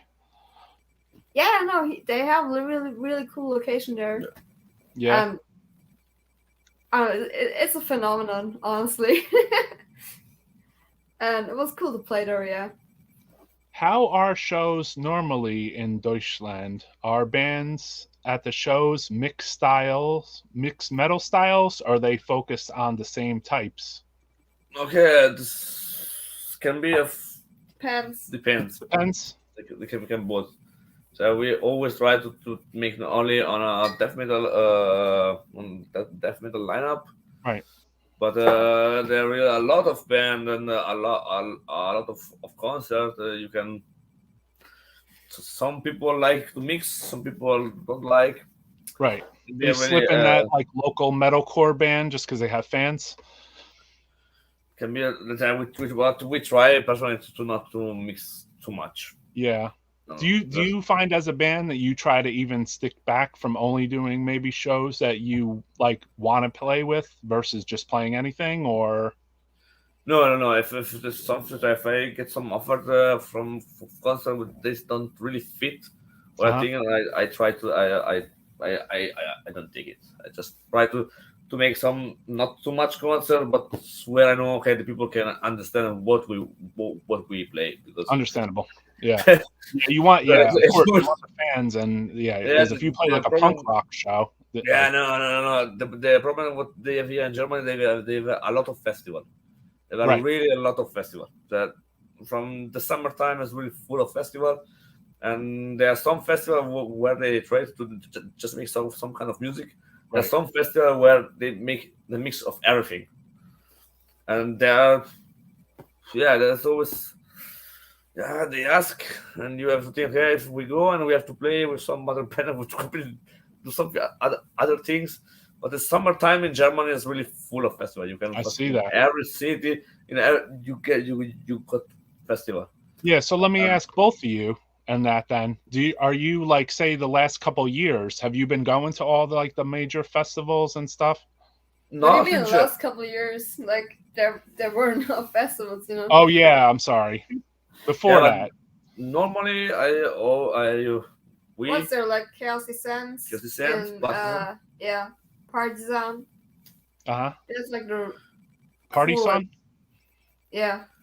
Yeah, but the last time they had a really good lineup. Now I think it's a little bit more commercial in the last years. Right. Before it was better, and this year we are trying to kill down that fest, of course. Yep. So this year you'll probably hit some more and go to more of the German festivals. Do you think that's a good place to like maybe promote your band too, to pass out demos, meet people? Yeah. Germany is really big, so I know. There's a lot of people, so there's always good. There's some places like in Berlin, is perfect. You can go in Berlin and you have always a lot of people who come to the concert. The last time we played there was fantastic. Awesome. That was full of people. That was really good. And they're really into it, obviously. Yeah. We just have we was only 2 bands. We and Teratoma. Teratoma is another new death metal band from Berlin. And the place was full. Yeah. Nice. That was great. It was like this old, leftist squad from like East Berlin. Okay. Still surviving until today, and they had this location in their cellar. Okay. And we had this really, really cool show, like tiny locations, so many people. Yeah. And really great. Getting into it, right? Like dancing, headbanging. There was people that make stage diving, so it was it was a really very good feeling. Yeah. A lot of drunken people. Someone wrote. Always. Or it's not a concert in Germany. If you're not drunk people around you, it's not a concert in Germany. Somebody was saying no. They said, what do the locals like festivals? And he's like, a lot of drunken people. But I think it's Germany, so it's normal. It is what it is. Isn't that like? Don't you in the US have like all the drunk people at festivals? Yeah, pretty much. So in the US, they charge $18 for a big beer at Maryland Death Fest. Wait, yes, not €3. 18. 18. It is like a 15 for us. Let me. Someone said, "Did you get to see Necrophagus live?" I don't think Necrophagus plays out, do they? No. Fuck! I just literally scored a copy of the Morbidification 22 demo. You might have been the first one, man. Congrats! Dylan just released the third demo, I guess. So it's just now. Right. You heard it here. Third demo is out now. Just now. That's so check out Headsplit's website, I guess. Yeah. Let's see here. We pushed Dylan into putting the demo out too quick. Really business thing.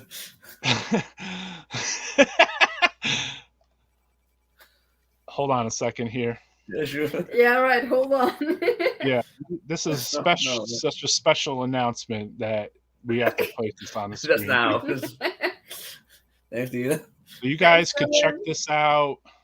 The new demo is out today. Yeah, during Death Metal Podcast. At this moment. They put it out just for this podcast. Cheers. Yeah. Cheers, Dylan. Let's make us drunk. You get a cheers for that, brother.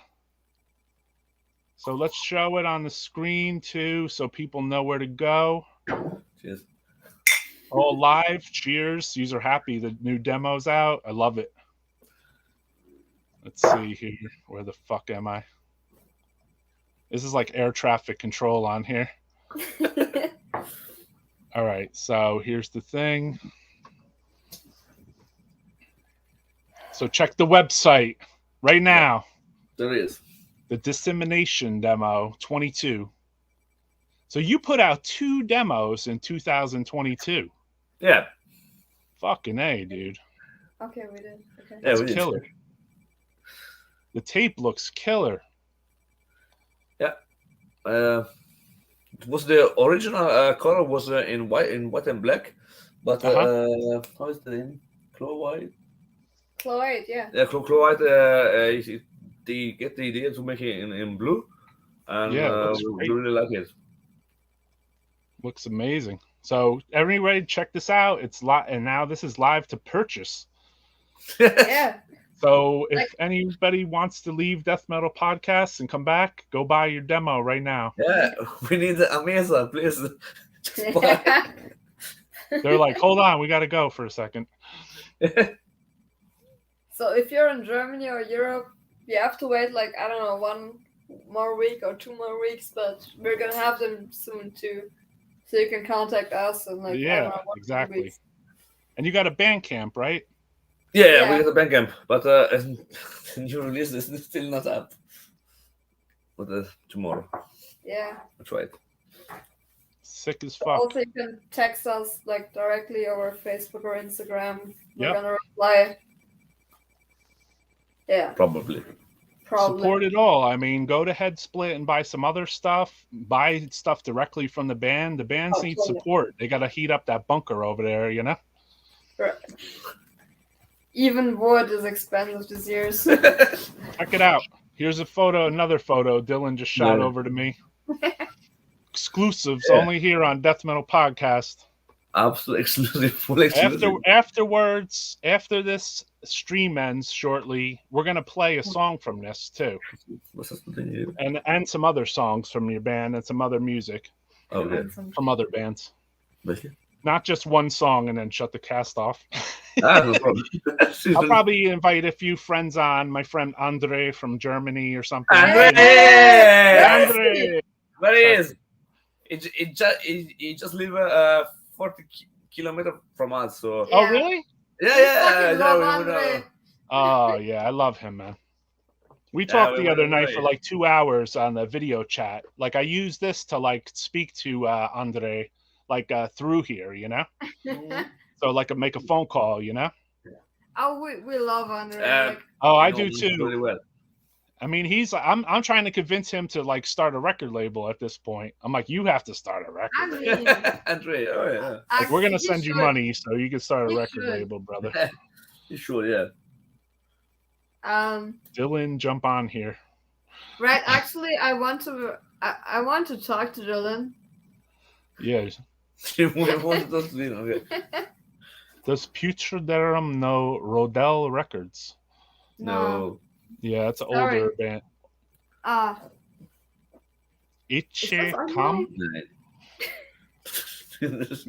I don't speak German, so I don't know.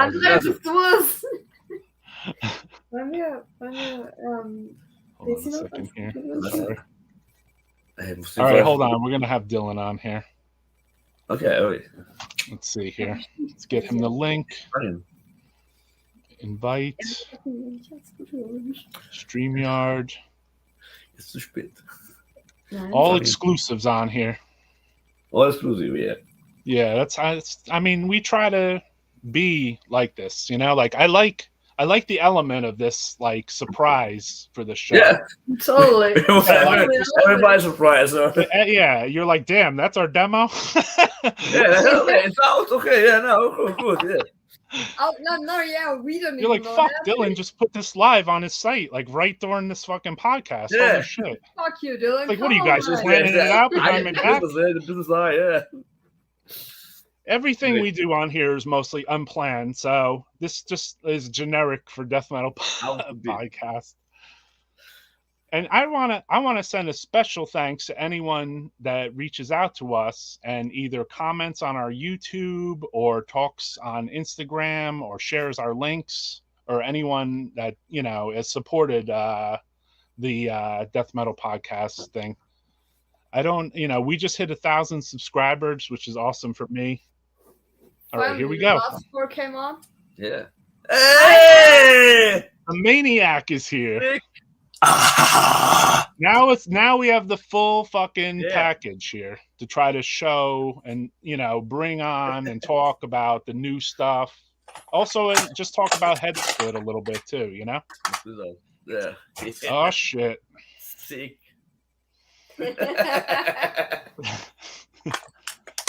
What's up? Right. What's up, Thanks, Maniac? for coming on. I appreciate it. Hey, you know, you pester me, ask me 100 times, I'll come on. It worked. Francisco in the chat won't shut the hell up. Yeah. Dylan, come on, Dylan. The Disguster Unmasked. Support Death Metal Podcast and Necroharmonic. Come on, fucking goddamn it, Francisco. I mean, Roy. I appreciate you for coming on.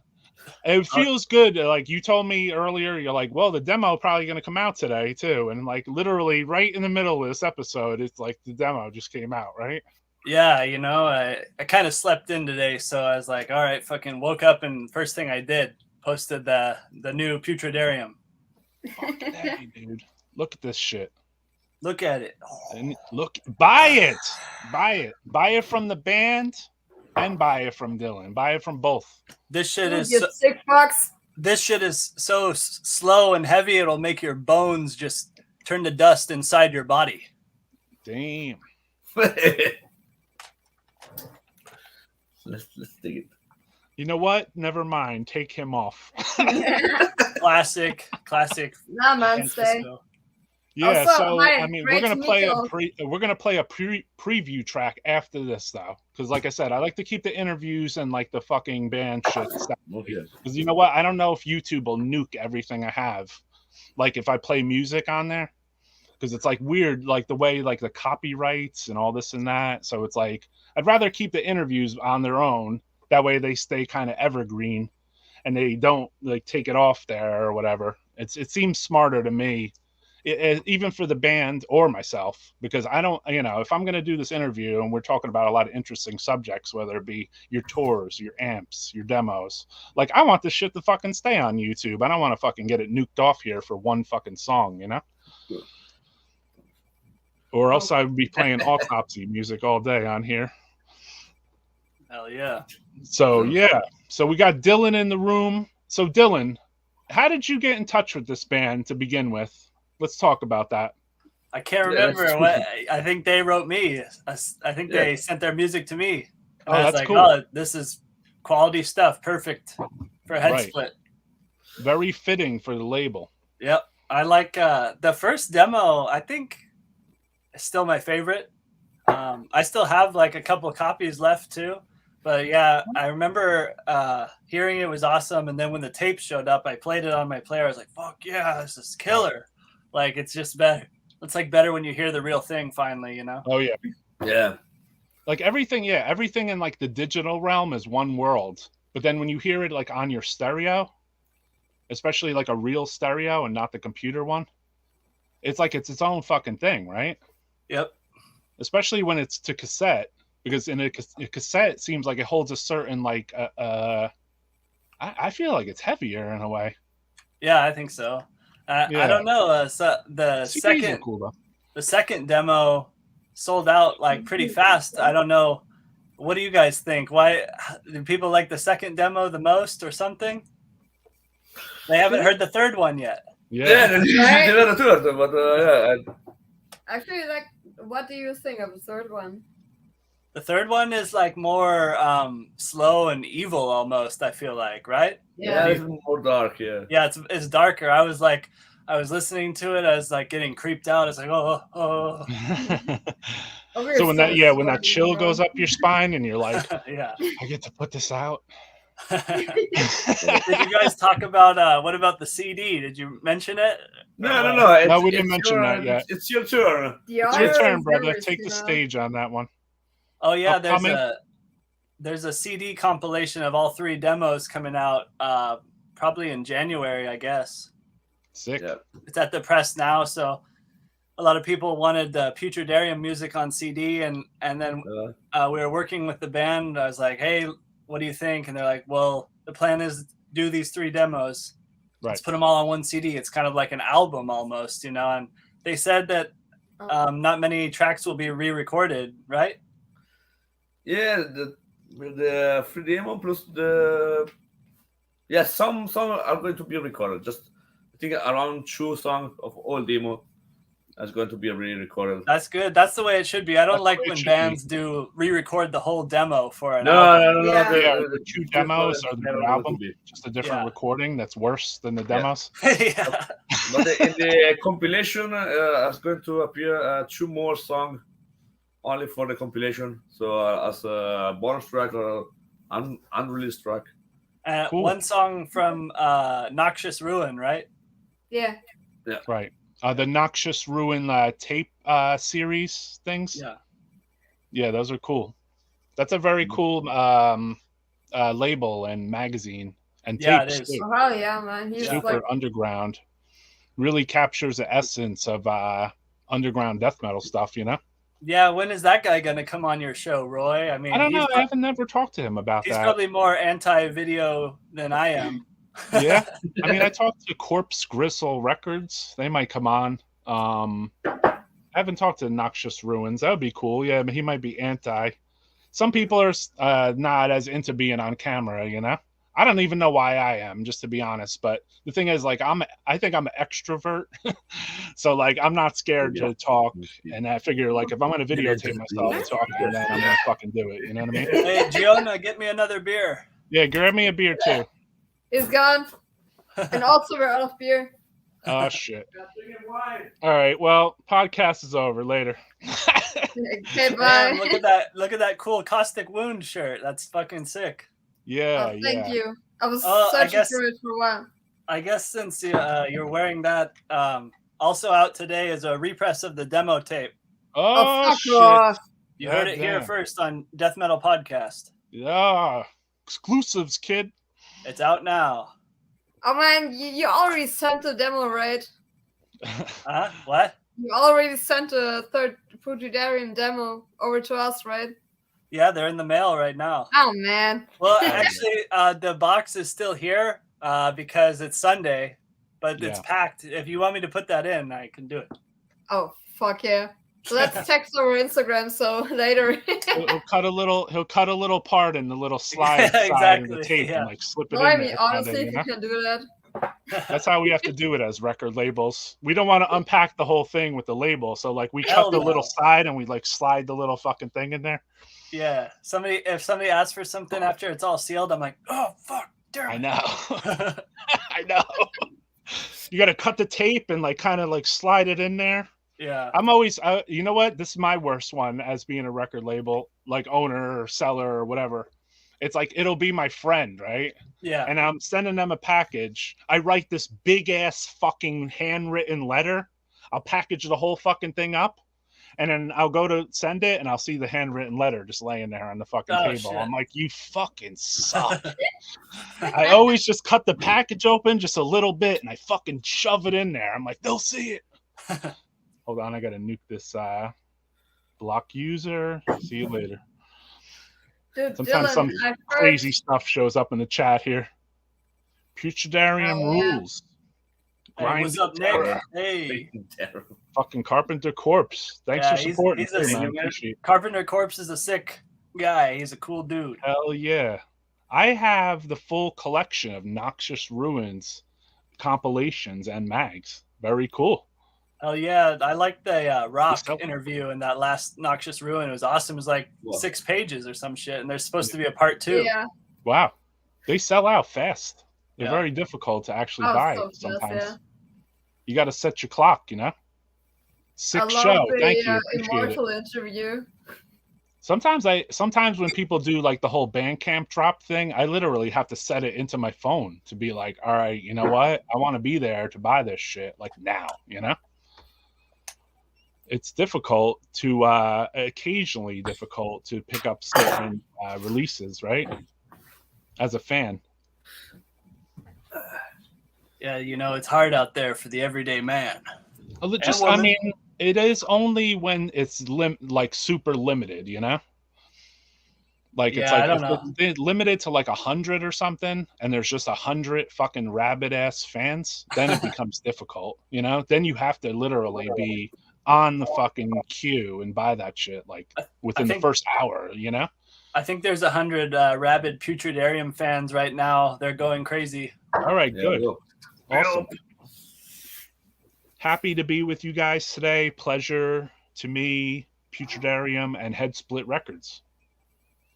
What's up, Steven? Francisco says, when are we getting a new Head Split promo video? Hey, it takes a lot of work just to come on this thing. I mean, to shoot a whole video and shit. Jesus, Francisco. I know. Edit a video, Francisco? Yeah, fly up here and help me do it, goddammit. Yeah, send Fraser, your video editor. Yeah, bring the whole crew. Francisco, Fraser, and Matt Hefner. Exactly. The Whack Pack. The Blackness Pack. And then, also, since we're on the Head Split, didn't you put out a third thing too, or some other thing too? I saw that pop out. Today? I don't know. Recently. Nice. There's the new Shit Grinder album from Australia. It's like old school style grindcore, like Warsaw kind of stuff. Okay. Shit Grinder. Really good. Single foot blast beat craziness. Short songs. intense. Cool, man. Foreseen from Double-handed. Finland. It's like hardcore thrash metal. It's good shit, man. The intro riff kind of sounds like Dark Angel and stuff. It's good shit. Yeah, you go through different genres and you don't just put out just death metal. And then the Pilau demo came out on cassette. It's like crossover thrash metal from Hawaii. Oh shit! God damn! I'm really curious. I got to hear that one. Yeah, it's good. It's kind of like Whiplash, first Whiplash album. Wow. With Hawaiian members from Hawaii? Yeah, some of them are. I think one or two native guys, and then some white dudes. Okay. Yeah. How old is that? How just out of curiosity, like how old is that? Like recording? Oh, it's from. I think it's from this year or done early last year. Oh! I thought it was old for some reason. But I put out a Rat Attack that was old Hawaii from '83. Yeah. Yeah. Got a handwritten letter from Trocadar yesterday when I got Trocadar Fluids Lymphomia split. That's a good split. Hell yeah, love that Pilau.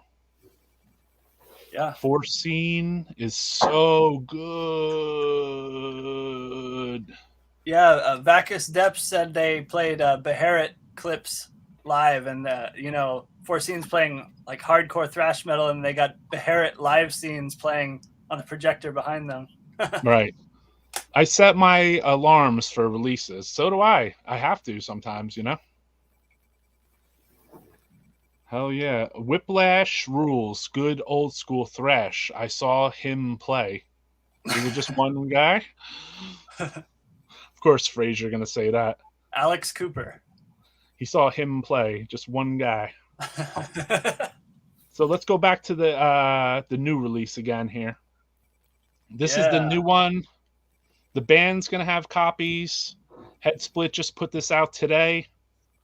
Some What's Death up Metal with that Podcast axe? Exclusives here. What's up with that axe? How sharp is that axe?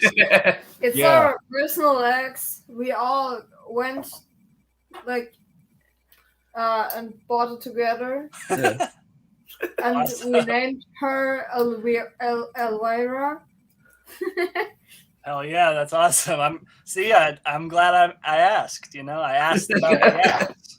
Yeah, is that what you use to cut the wood outside? Right, right. Yeah. That's what they used to open the package when the Dissemination 2022 Sure. came out. When we try to sell them, it's all gonna be broken, Yeah, they're broken. We smashed the axe on it. Sorry. Yeah, sorry. I hope you're still gonna buy. Giona's just been wearing the same autopsy shirt for 3 months now. Yeah, sure. I'm only one. That sounds So, like me. this is the thing. He is. He hasn't Actually. taken it off since this photo session. Yeah. Not a bad shirt to wear for life. Hell no. Yeah, right. So yeah, we'll go back to also, if anyone wants to cop this tape, you can grab it here or wait a few days and then grab it from the band,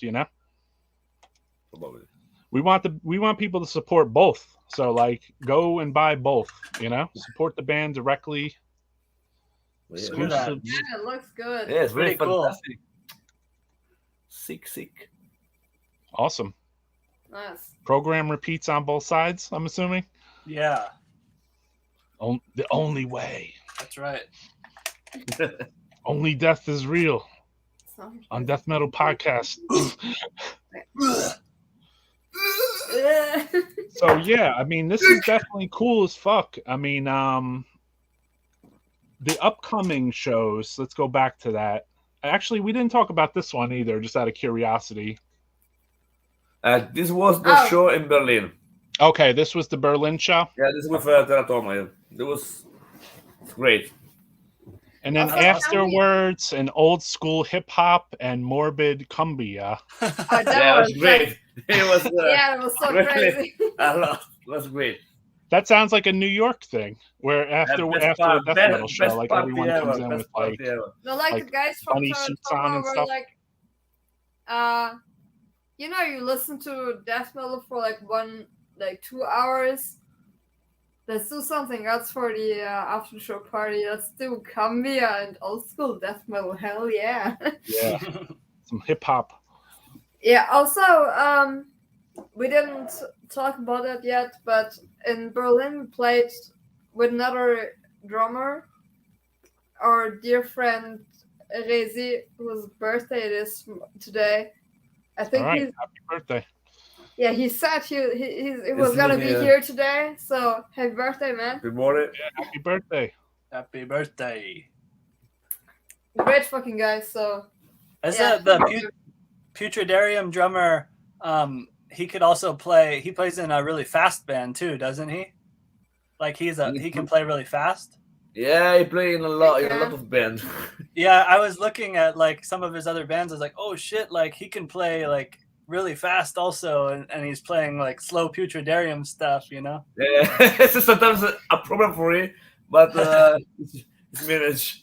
Oh yeah, you're like slow down. Take it easy. Take it easy for there. Both of them, for the main drummer and also the live drummer, Rezi. It is like for both of them, we're like, dude, slow down. Yeah. Slow that down just a little bit there. Thank you, you know. Yeah. That's one thing about drummers. They're always like that. Yeah, the horse play fast, yeah. I like how Putridarium members are super talkative now after drinking all those beers.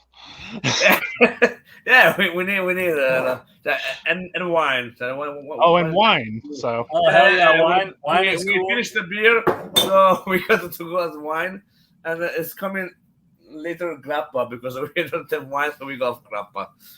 What grappa? Grappa, yeah. Oh, the best thing. So you can drink grappa. What are you doing? Is that? I'm drinking water. Oh. You're like, what is that? Everclear? Moonshine. You reminded me to drink my own water here. Oh, okay. Yeah, I drank like 6 beers each, but I drank one sip of water. Empty. Let's see some close You're gonna up try on to those, pass on out those before beer the show labels. is I want to over. see the beer labels. Oh, you missed them, huh? Yeah, because Germany has cool looking beers. Oh fuck! Here. 1854. Cheers. This is Francisco's least favorite part of the podcast.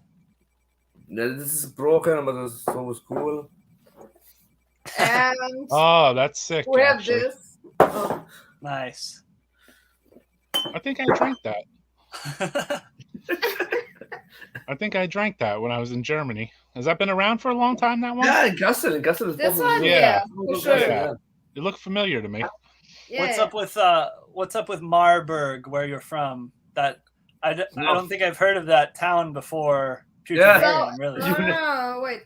It has like a history of having the most bars in our area. Oh. But that's it.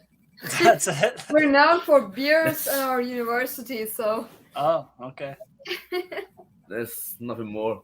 Is there any like well-known old school bands that come from Marburg? No way. Nothing. Putridarium is a new band. Yeah, right. New and old. A really desolate land for what about the extreme metal is really empty. Putridarium trendsetters, you heard it here. Yeah, I know. You put the town on the map now. We try, like I say, we try, but yeah.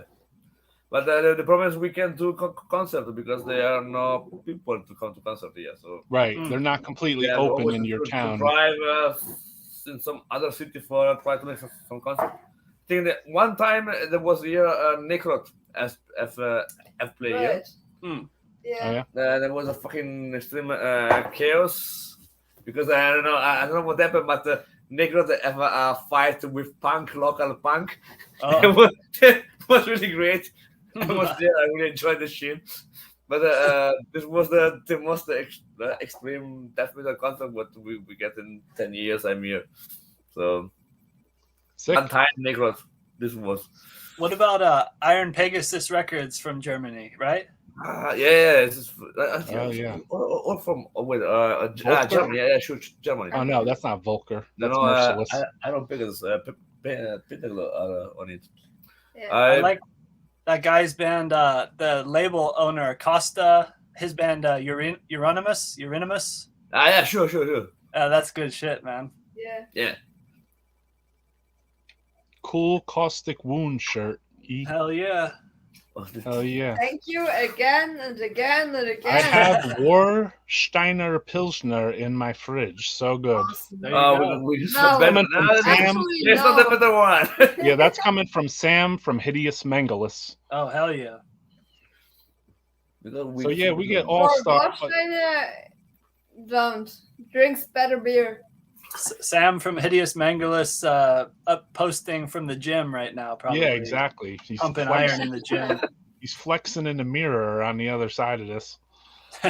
Him and Chris Webber are fucking working out in the middle of this right now.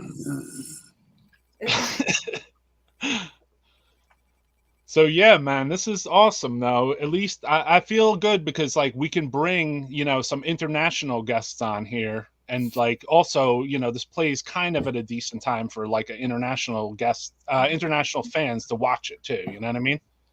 Because I noticed like everyone in Germany and Denmark and everybody goes to sleep at 9 p.m. on Sundays. Of course, we are the German ones. We go to sleep at 8 a.m. Oh, I know because Andre was on with us till fucking 8 a.m. I saw the sunrise at his house one time on the podcast. He's like, he started in the dark, but then it was like the sun he's like, look outside. Sam is listening to Rat right now. Rat and Roll. Hey, what are your all thoughts on Autopsy's new album? I thought it was a banger. I thought it was great. I thought it was like the album that should have came after Mental Funeral. Yeah, sure. Yeah. Because it has like some of that old Trouble sound that they used to have before they went all like nasty grind, perverted grind, death grind style. But I mean, the songs on there are killer. The whole album is great. Autopsy like never lets you down, right? Like no matter what record they put out. I think that this is their like the album that should have came after Mental Funeral almost. That's good. And this too, yeah. Oh yeah. Hell yeah. Yeah, I got to meet the Autopsy bass player, the new one, Oh yeah. He's he masters and records a lot of stuff. He did like he's the fucking Necrot. He's the Don dude of Cali out there, Yeah, I think international bands send their stuff, and he's in Oakland, California, and he does a lot of his stuff is really great. Yeah, his stuff is fucking great. His recordings are great. All his masterings and everything, fucking killer. The stuff Undergang did there, fucking incredible. Heavy. Cool fucking guy, man. Holy fuck. Cool guy too. Yeah, it was nice. I mean, I know I've known Autopsy for a long time, so I knew Autopsy when they first came through my area, which was like 93. And back then, Freeway from Immortal Fate was the bass player. Yeah. So he had gone on that tour with them at that time. And then Joe from Vaughn had joined. So I knew him probably the best of all. But I was like, oh, they got a new bass player. I got to introduce myself, obviously. Don't forget Dan Lilliker. Autopsy CDs. Dan Lilliker also. Yeah, I forgot Dan Lilliker, obviously. But no, that's another thing about the new Autopsy. I think that guy Greg, he adds a lot more to the original Autopsy sound that they had on the first two albums with the finger picking and stuff. And there's some bass leads that sound good, old school Autopsy. Like some Steve DiGiorgio shit? Yeah. Hell yeah. Absolutely. Fucking A, dude. Transylvania Recordings out of Oakland too. James rules. So do all his 39,564 bands. Hell yeah. Oh yeah, he's been on Death Metal Podcast. Yes, he has. He's the man, dude. Has anyone heard Groaning Wretch or Flesher? No, sir. I haven't heard of them. But cheers to Transylvania Records. Cool guy, man. Yeah, super cool. I've been following him. Yeah, fucking Jimmy. Yep. I really I really appreciate the other record labels, like even Head Split. Like you guys are turning me on to like stuff I haven't heard, and that always feels good to because if you're my age, like I notice a lot of people are a bunch of jaded ass fucks, you know. Yeah. But like for me, I'm not like I want to listen to newer death metal, black metal, even a little black metal. You know what I mean? Because Yeah. I never left. You know what I mean? I'm not gonna just stay with the fucking Consuming Impulse record for the rest of my life. You know what I mean? Yeah. So I enjoy like a Transylvania tapes or Caustic tapes or Life After Death, Head Split, Rotted Life. You know what I mean? All these labels are really fucking cool to me. You know, even I obviously I run a record label, but like I'm a fan. You know, like I'm not. It's there's not. I don't know. It's like. It's just invigorating to me, I guess you would say, you know? Because in a way, like you've helped do some homework that I used to do years ago. And then like I would have never heard this, you know what I mean? Oh, yeah. So like once I saw and then that you put it out, I'm like, well, you know what? I could pretty much buy this without even hearing it. That's kind of the goal for the label is just to if it comes out that it's trustworthy. I mean, all the stuff that I put out, I like. Yeah, I forgot to go not that means anything, but I think that it's good. Everything's good quality control. I think from a heavy metal, thrash metal, death metal, grindcore, if it's on Head Split, it's going to be good. You should like it, I think. Yeah, you're a little more diverse. I mean, I'm more into your death metal releases. I should reiterate that a little bit. You know, but like when I see you put out like a death metal release, I'm on it. You know, I'm like, I gotta get that shit. Hey, now. Roy, have you heard that Caustic Wound? The demo or the album? Okay, yeah, cool. I have the record. Okay, good. Yeah, I got that a couple years ago. I don't know, is that the same from the old? There's a couple songs re-recorded, but the demo is killer too. Yeah, they're. Hey, I was gonna ask Putridarium, what is that cover on the first demo? It's like a statue or something. What? You haven't talked to like, oh fuck, what's his name? Claw 8, the guy you were working with generally. Oh yeah. What is it here? What? We sent you. It was a Prohibition era pictures of like a skeleton with a glass of alcohol. Yeah. And a lady. And he did this like really fucking great collage of that. Oh, okay. I don't remember where I found that, but it was a really cool like photo collage of like a skeleton with alcohol from the Prohibition era. Nice. Yeah, Chloe do everything. The first cover was really. Shout out to Ian. Yeah. Sorry, Yeah. So sorry. Big shout out to Ian. Thanks, Ian. Ian been helping Necroharmonic too lately. Holy shit, he does everybody's stuff. He's so fucking cool the too. idea was from Ian, yeah. The idea of the cover. Shout out to Sly from Fondle Corpse too, who does Necroharmonic graphics. Killer guy, man. That's cool. Yeah, he's cool. But two things I was going to say. One, man, both of you guys, thank you so much for like promoting like this like underground bands who like just doing things. Yeah, I live for this. It's the only way. It's the only way. Right. I'm sure also, thank you for Ian. Thank you for finally learning your name. Fucking awesome artist, yeah. Oh, wait. Thank you to you for doing the first demo, yeah.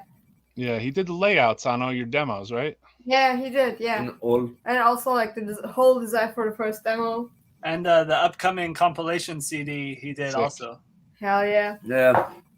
Yeah, we don't have Ian in the chat today, but I'm sure he'll catch the replay. I think he's probably out burning logs in his yard right now. Yeah. He's out with Fafobalik burning some logs, Yeah. Setting up Halloween decorations Christmas time, Christmas time, yeah, sure. Why not? So yeah, I mean, thank you for coming on too. I appreciate, like, me and Dylan are both probably like, we're super into supporting like newer bands, obviously, you know. So Thanks like for me doing this is like, you know, I feel like it's my way of like giving back to the scene, because obviously, again, like, I'm not sponsored. I do this for fun. I put bands on here or talk to bands on here that I listen to. I talk to bands that or labels that I listen to, you know what I mean? Bands that things I support, you know? So it's not about, you know, a pie chart with Banger TV and they got the facts a little fucking fucked up over there, you know? It's more about the realist of like the street level underground death metal bands, you know what I mean? The underground tours, you know, or a band like a Demolic where they, you know, they're underground, but they're not, you know, they're not, you know what I mean, commercialized in a way, you know? Yeah. Yeah, right. Like, not only for us, but like in general, I was meaning to say that. Thank you for doing this. Yeah, no problem. It's really fucking important to like support underground bands like us, like other people, like to get on Dylan, you know, and talk to him and everything, you know. Yeah, well, I want people to know about your band. That's the difference. So, you know, like, I want people to know about the band. You know, I want to, you know, maybe it's the old DJ in me, but basically, I like to expose people to new music. So, you know, even though your band is newer, it's still cool to do an interview and even learn about your band too. You know what I mean? And learn about you two and learn about your bandmates, your other projects, everything, you know? I think it's good for the scene. It's cool for me alone. So being that I could share this with other people, fuck, dude, you know, like, how much better can it get, you know? Hey, we got to thank Putridarium for creating heavy tunes. Fucking hey, dude. Thank you for putting it down, right? Yeah. Thank you for the support. Yeah, and Roy, yeah, your show is killer. I like this show, and I like Jamming Out All Badass, and I like El Necron's show. Those are three good shows. It's like the real shit out there, you know? Thank you, man. I appreciate it. Good, entertaining stuff. Real deal. Also, like, I was there for things. So, like, you know, it's like, I feel like I can talk on certain things because I was actually there. Yeah. Where you have a lot of people maybe that are a little younger than me. No offense to anyone that's younger than me. I don't want to say this in a weird way. But, like, you know, you have people maybe in their 40s or 35s, 30s. They're talking on metal, and they're talking about like an old incantation or immolation thing or something. And I'm like, fuck, man, I was standing in the room when that happened. You know what I mean? Hell yeah. So I feel like going on here is helpful for me to like expel and talk about some of the things that I saw like right there in front of me. You know what I mean? Yeah. You know, obviously I'm an older fuck than the rest of yous, but you know, I feel like, you know, there's things you know, originally I think I thought I was going to write like a book or some bullshit, but I'm like, you know what? There's just too much here. And then I was like, all right, I'll do a live podcast for like Spotify. And I'm like, that's a fucking pain in the nuts too. I got to edit that shit. And like you said, video editing, whatever. But so doing this live and just talking and just letting the shit free flow, it's just so much more comfortable for me. You know what I mean? This is probably better anyways, because nobody reads anymore anyways, you know. I put out a magazine. I don't know how many people really read it. I think there's a lot of picture lookers out there. They're like, oh, cool, a picture. Right. Yeah, people are forgetting how to read, but I still read zines. A little bit. If there's any zines out there, hit me up. I'm always looking for new stuff. Yeah. People are picture lookers in the metal scene. Picture you know lookers, that when you run a mail order. Wait, I wanted to go back to, where is this? Roy, you do it slowly, totally different. I've YouTube channel, fuck you. Say do underground, nothing wrong with that. Are you sure you're not drinking, Fraser? I have to say, these two Putridariums have cool attitudes. Cheers from Texas. Yeah. Cheers. That's coming from Francisco from Cemetery. Hey, coming out all badass. Do you guys know who Fraser is? Do you follow this craziness of Fraser? No, who is he? Okay. This guy right here. We do Texas style better, Dylan. Better recognize. Don't be a wuss. I love Texas. I would never talk bad about Texas. He's gonna have his own show soon. So whoever you are. He's a super big scene supporter in Texas. He's a rock star. He's a cop on the side, kindergarten cop. He goes and arrests people that have dildos in their pocketbooks. He's a pretty cool dude. Hey, do you guys like Blaspherian from Texas? Absolutely, sure. Shit's like incredibly heavy, man. That's like an amazing band. Yeah. Rest in peace, Wes Weaver. Yeah, rest in peace to Wes. Yeah, I saw them one time live in Milan. I was up at that studio when Nightmares was made. Oh, cool. His show, yeah. I went up there with the guys from Incantation in 1991. I heard that unedited radio interview or whatever. Oh, yeah? Oh, you heard that? Yeah, I heard it. Holy shit. I don't think I've ever heard that, but I know we said something pretty crazy during that. Yeah, I think Matt Hefner had it or something. I think he sent it to me. Wow, that's cool. Yeah, I was right there, man. It was cool. Afterwards, cool. I remember we were like scared running. Like it was pretty interesting.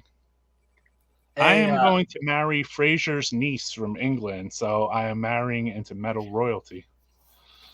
Congrats, man. Hey, that's great. Hey,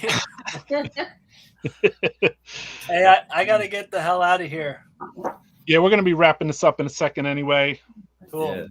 Fraser's going to be your uncle. Nice to see you. Thanks, man. Appreciate you popping on. Till next time. After this episode, there's going to be another episode where we play a premiere song from the demo.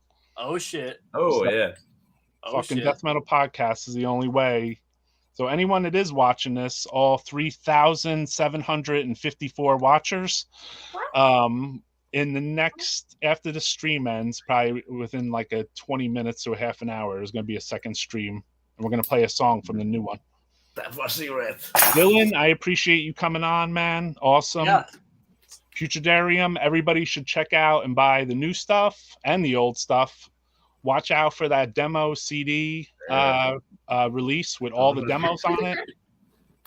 Any merchandise? You guys have any shirts, anything like that? Dylan, have you some shirts? I did like a pre-order, and there was only like very small, like 3 or 5 for each. I don't know. Yeah, maybe it's just you guys need to make them in Germany. I think. Yeah, we have to. We're gonna announce something. You know what it is? When you run an underground death metal label, like maybe like Head Split or even Necroharmonic, like you're so far ahead of the curve with the music that basically people don't even figure out about it till 2 years later, right, Dylan?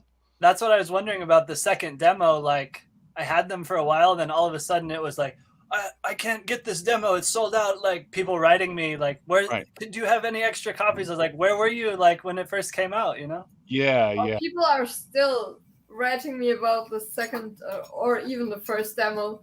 I still have copies of the first if anybody needs copies of the first one. Yeah. Okay. I'm gonna like, guide people to you. Yeah. Guide people into buying that shit. You know how many years it took me to get people to listen to Dr. Shrinker? Oh my God. That's like one of my favorite bands, man. Yeah. I mean, they're one of my favorite bands too, but just their name, all that, like people thought it was like a hardcore band or something. Open just a wide dive down deep inside. Chalk blower. Yeah. Dude, Germ Farm. Oh man. Yeah. But yeah, like if you run an underground record label, it literally takes like 2 fucking years before the fans catch up to figure out like, oh shit, this is good. Unless you're putting out the Disma, then it's like, oh shit, you're gonna be packing orders all week. Maybe. I mean, they have some feet under them already, though. You know. Yeah. It depends. That has feet under it. I'm more talking about like new bands. Yeah. But yeah, like if you I mean, the first Disma demo did have feet under it too, which was cool. But as far as like new bands, it's just like if it has like no feet under it. So it's like you are the one fucking showing people like this is the shit. You got to listen to it. Buy it. Yep. There's a Headsplit Records YouTube channel. There's no Bandcamp or Spotify or any of that lame junk. It's only a crappy YouTube channel where you check out all this stuff. Buy this shit. Buy this one. Man, that's a good one This right there. one. Oh yeah, That's a good one. We played that on here too. Fucking sick. The LP version is coming out in January. Yeah. Oh, finally! I really. I was very excited to announce this on here too because this is exciting to me. We flashed this earlier. Oh yeah. Sewer Fiend Plague Patrol split LP and cassette. Yeah, that artwork, Lucas Corte, or right. I don't know how you say his last name, but yep. They posted that picture today. The artwork is so detailed and disgusting, awesome. Yeah, fucking sick. And all the bands are disgusting, first of all. Like Plague Patrol. Of course, yeah. Fuck, dude. Yeah. Plague Patrol is pretty fucking awesome, man. I mean, that demo is sold out from me now, but it was released 5 other labels or something, CD, tape. Right. I think by the time I think Andre told me about them and I'm like, oh, I got to get this. And I tried to go to get it from you and you didn't have it. And I was like, all right, I got to go elsewhere in the world for this, you know? Yeah. But they're killer. Fucking cool dudes too. All right. All right. I'm so pumped for the split. New Disma Kills. Hell yeah. All right, Dylan, we'll let you go, man. I know you got a small child to take care of. Oh yeah. We'll be wrapping this up anyway. Little maniac. So yeah, this is fucking awesome now. Right. Currently at work, hard to hear voices, but started off my new schedule Sundays. Damn, hopefully it'll be streaming until I get off work. I listen to this shit at work most of the time. I just like set my phone down. I listen to it in my headphones. So I never see the people's faces when you guys are talking about like, look at this, look at this. I just have to imagine. Oh yes, that's why sometimes I talk about what's on. Yeah, because I feel like this. I'm like, you know what, this might end up as a podcast someday. You know what I mean? So I have to say everything and read off the flyers. You know. You're a good host, Roy. You're doing a good job, buddy. I appreciate it. I got the gift of gab for some weird reason. You do, man, and we need a counter on here. We do. Like a little one in the corner. Is that? I wonder if that's a New Jersey, New York thing. Probably. I think so. I started saying it to like my wife and stuff. Like, you know, she doesn't know what the hell I'm talking about. Sometimes certain words are a little infectious. Yeah. I almost wish I could cut that out. Actually. No, it's awesome, dude. I love it. Gonna do. You know, we do this live, and that's it, man. You know, I just put the fucking shit live. I wish I could cut out the you knows. You guys, take care. Fucking stay sick. All right, man. You too. Yeah, Thanks for popping on. Appreciate that. And drunk. Later. Always drunk. All right, there we have it. Dylan came to visit the party. Cheers from Montenegro. Roy, you should write a book. Excellent idea. You have top stories. Appreciate it, brother. That's what it is. It might still happen. I saved photos that I have never shown and whatever. We'll see. I don't know. My book would have to be a 6-part mini-series. Hey, what's up, Ron? How's it going, brother? After this stream, we're going to have a second stream playing music, too. So, Ron, if you want to hit me up at necroharmonic@gmail.com and send any music, feel free. Any of you guys in the chat, if you're in a band and if you want to, if you got an MP4 is the best. If it's a death metal band, let me reiterate that. So how many beers deep are we? 2.5 hours into this and about to end. 1, 2, 3. So we got around 6 beer, 1 bottle of wine. All right. 6 for just you? To come. 6 for just you each? Yeah, sure. Yeah, sure. Definitely cool. So after this interview, like I said, watchers of the Death Metal podcast, we're going to be playing an exclusive track from the demo that Dylan just showed. Great. Even the band hasn't heard it. No, no. We had no idea what is coming out. No. Yeah, it's like the demo was released literally like on Death Metal podcasts right now. Yeah, so great. Really, thank you. Yeah, we try to keep it super fucking underground. It's so underground. Yeah. You know? That's great. Damn, I know it's gonna be sick. It is sick, dude. Yeah, it's sick. It's fucking sick. What about the fill us in on the song titles of the new one? Oh, I forgot the name. Wait, one moment. He's Wait, like, I get. he's like, hold on a second, I need a smoke break. I always forget because we always write the text after the song. Uh-huh. And I got co-writers about some text. I do so. I write some text with a good friend of me, Right. and we just normally we work together and we come out with some crazy sick ideas and we start to just make some lyrics. Well, you're more focused on the music than you are obviously the titles of your fucking songs, is what you're Yeah, sure. The music has come always first. I do always the lyrics later. So I have to, and I always forgot. I always forgot. Okay, I got one. Okay, put him on the spot. Yeah, I always forget. So the first one is corpse. What the fuck is what? Death Metal Podcast exclusives. Yes, drunk and okay, corpse disembodied. So this is about it's like a space museum of corpse and rotten corpse. So I just guy who collect some corpse of every typology of alien shit and collect in his museum. The second one is necrophilic impetus. So this is around the main theme on PUTRIDARIUM is about necrophilia. Right. And yeah, this is just the idea of necrophilia act on a dead alien body. So just the way, I think about to fuck a dead alien, just to make it really easy. Just I want to put this guy. I don't know. I just is a dead alien, and yeah, I fucking we just fuck the alien, that alien. Hey, Andre, I want you to come on the next stream with me because I'm going live if you're not working. We're going to be going live again, a second Death Metal podcast after this. So I think we're going to wrap this up, though. There was one more song, though, right? There are two more songs. Yeah, this time it's 4 songs. It's not 3 songs. The third one is post-mortal defloration. So another time about that body and with strange sex with alien.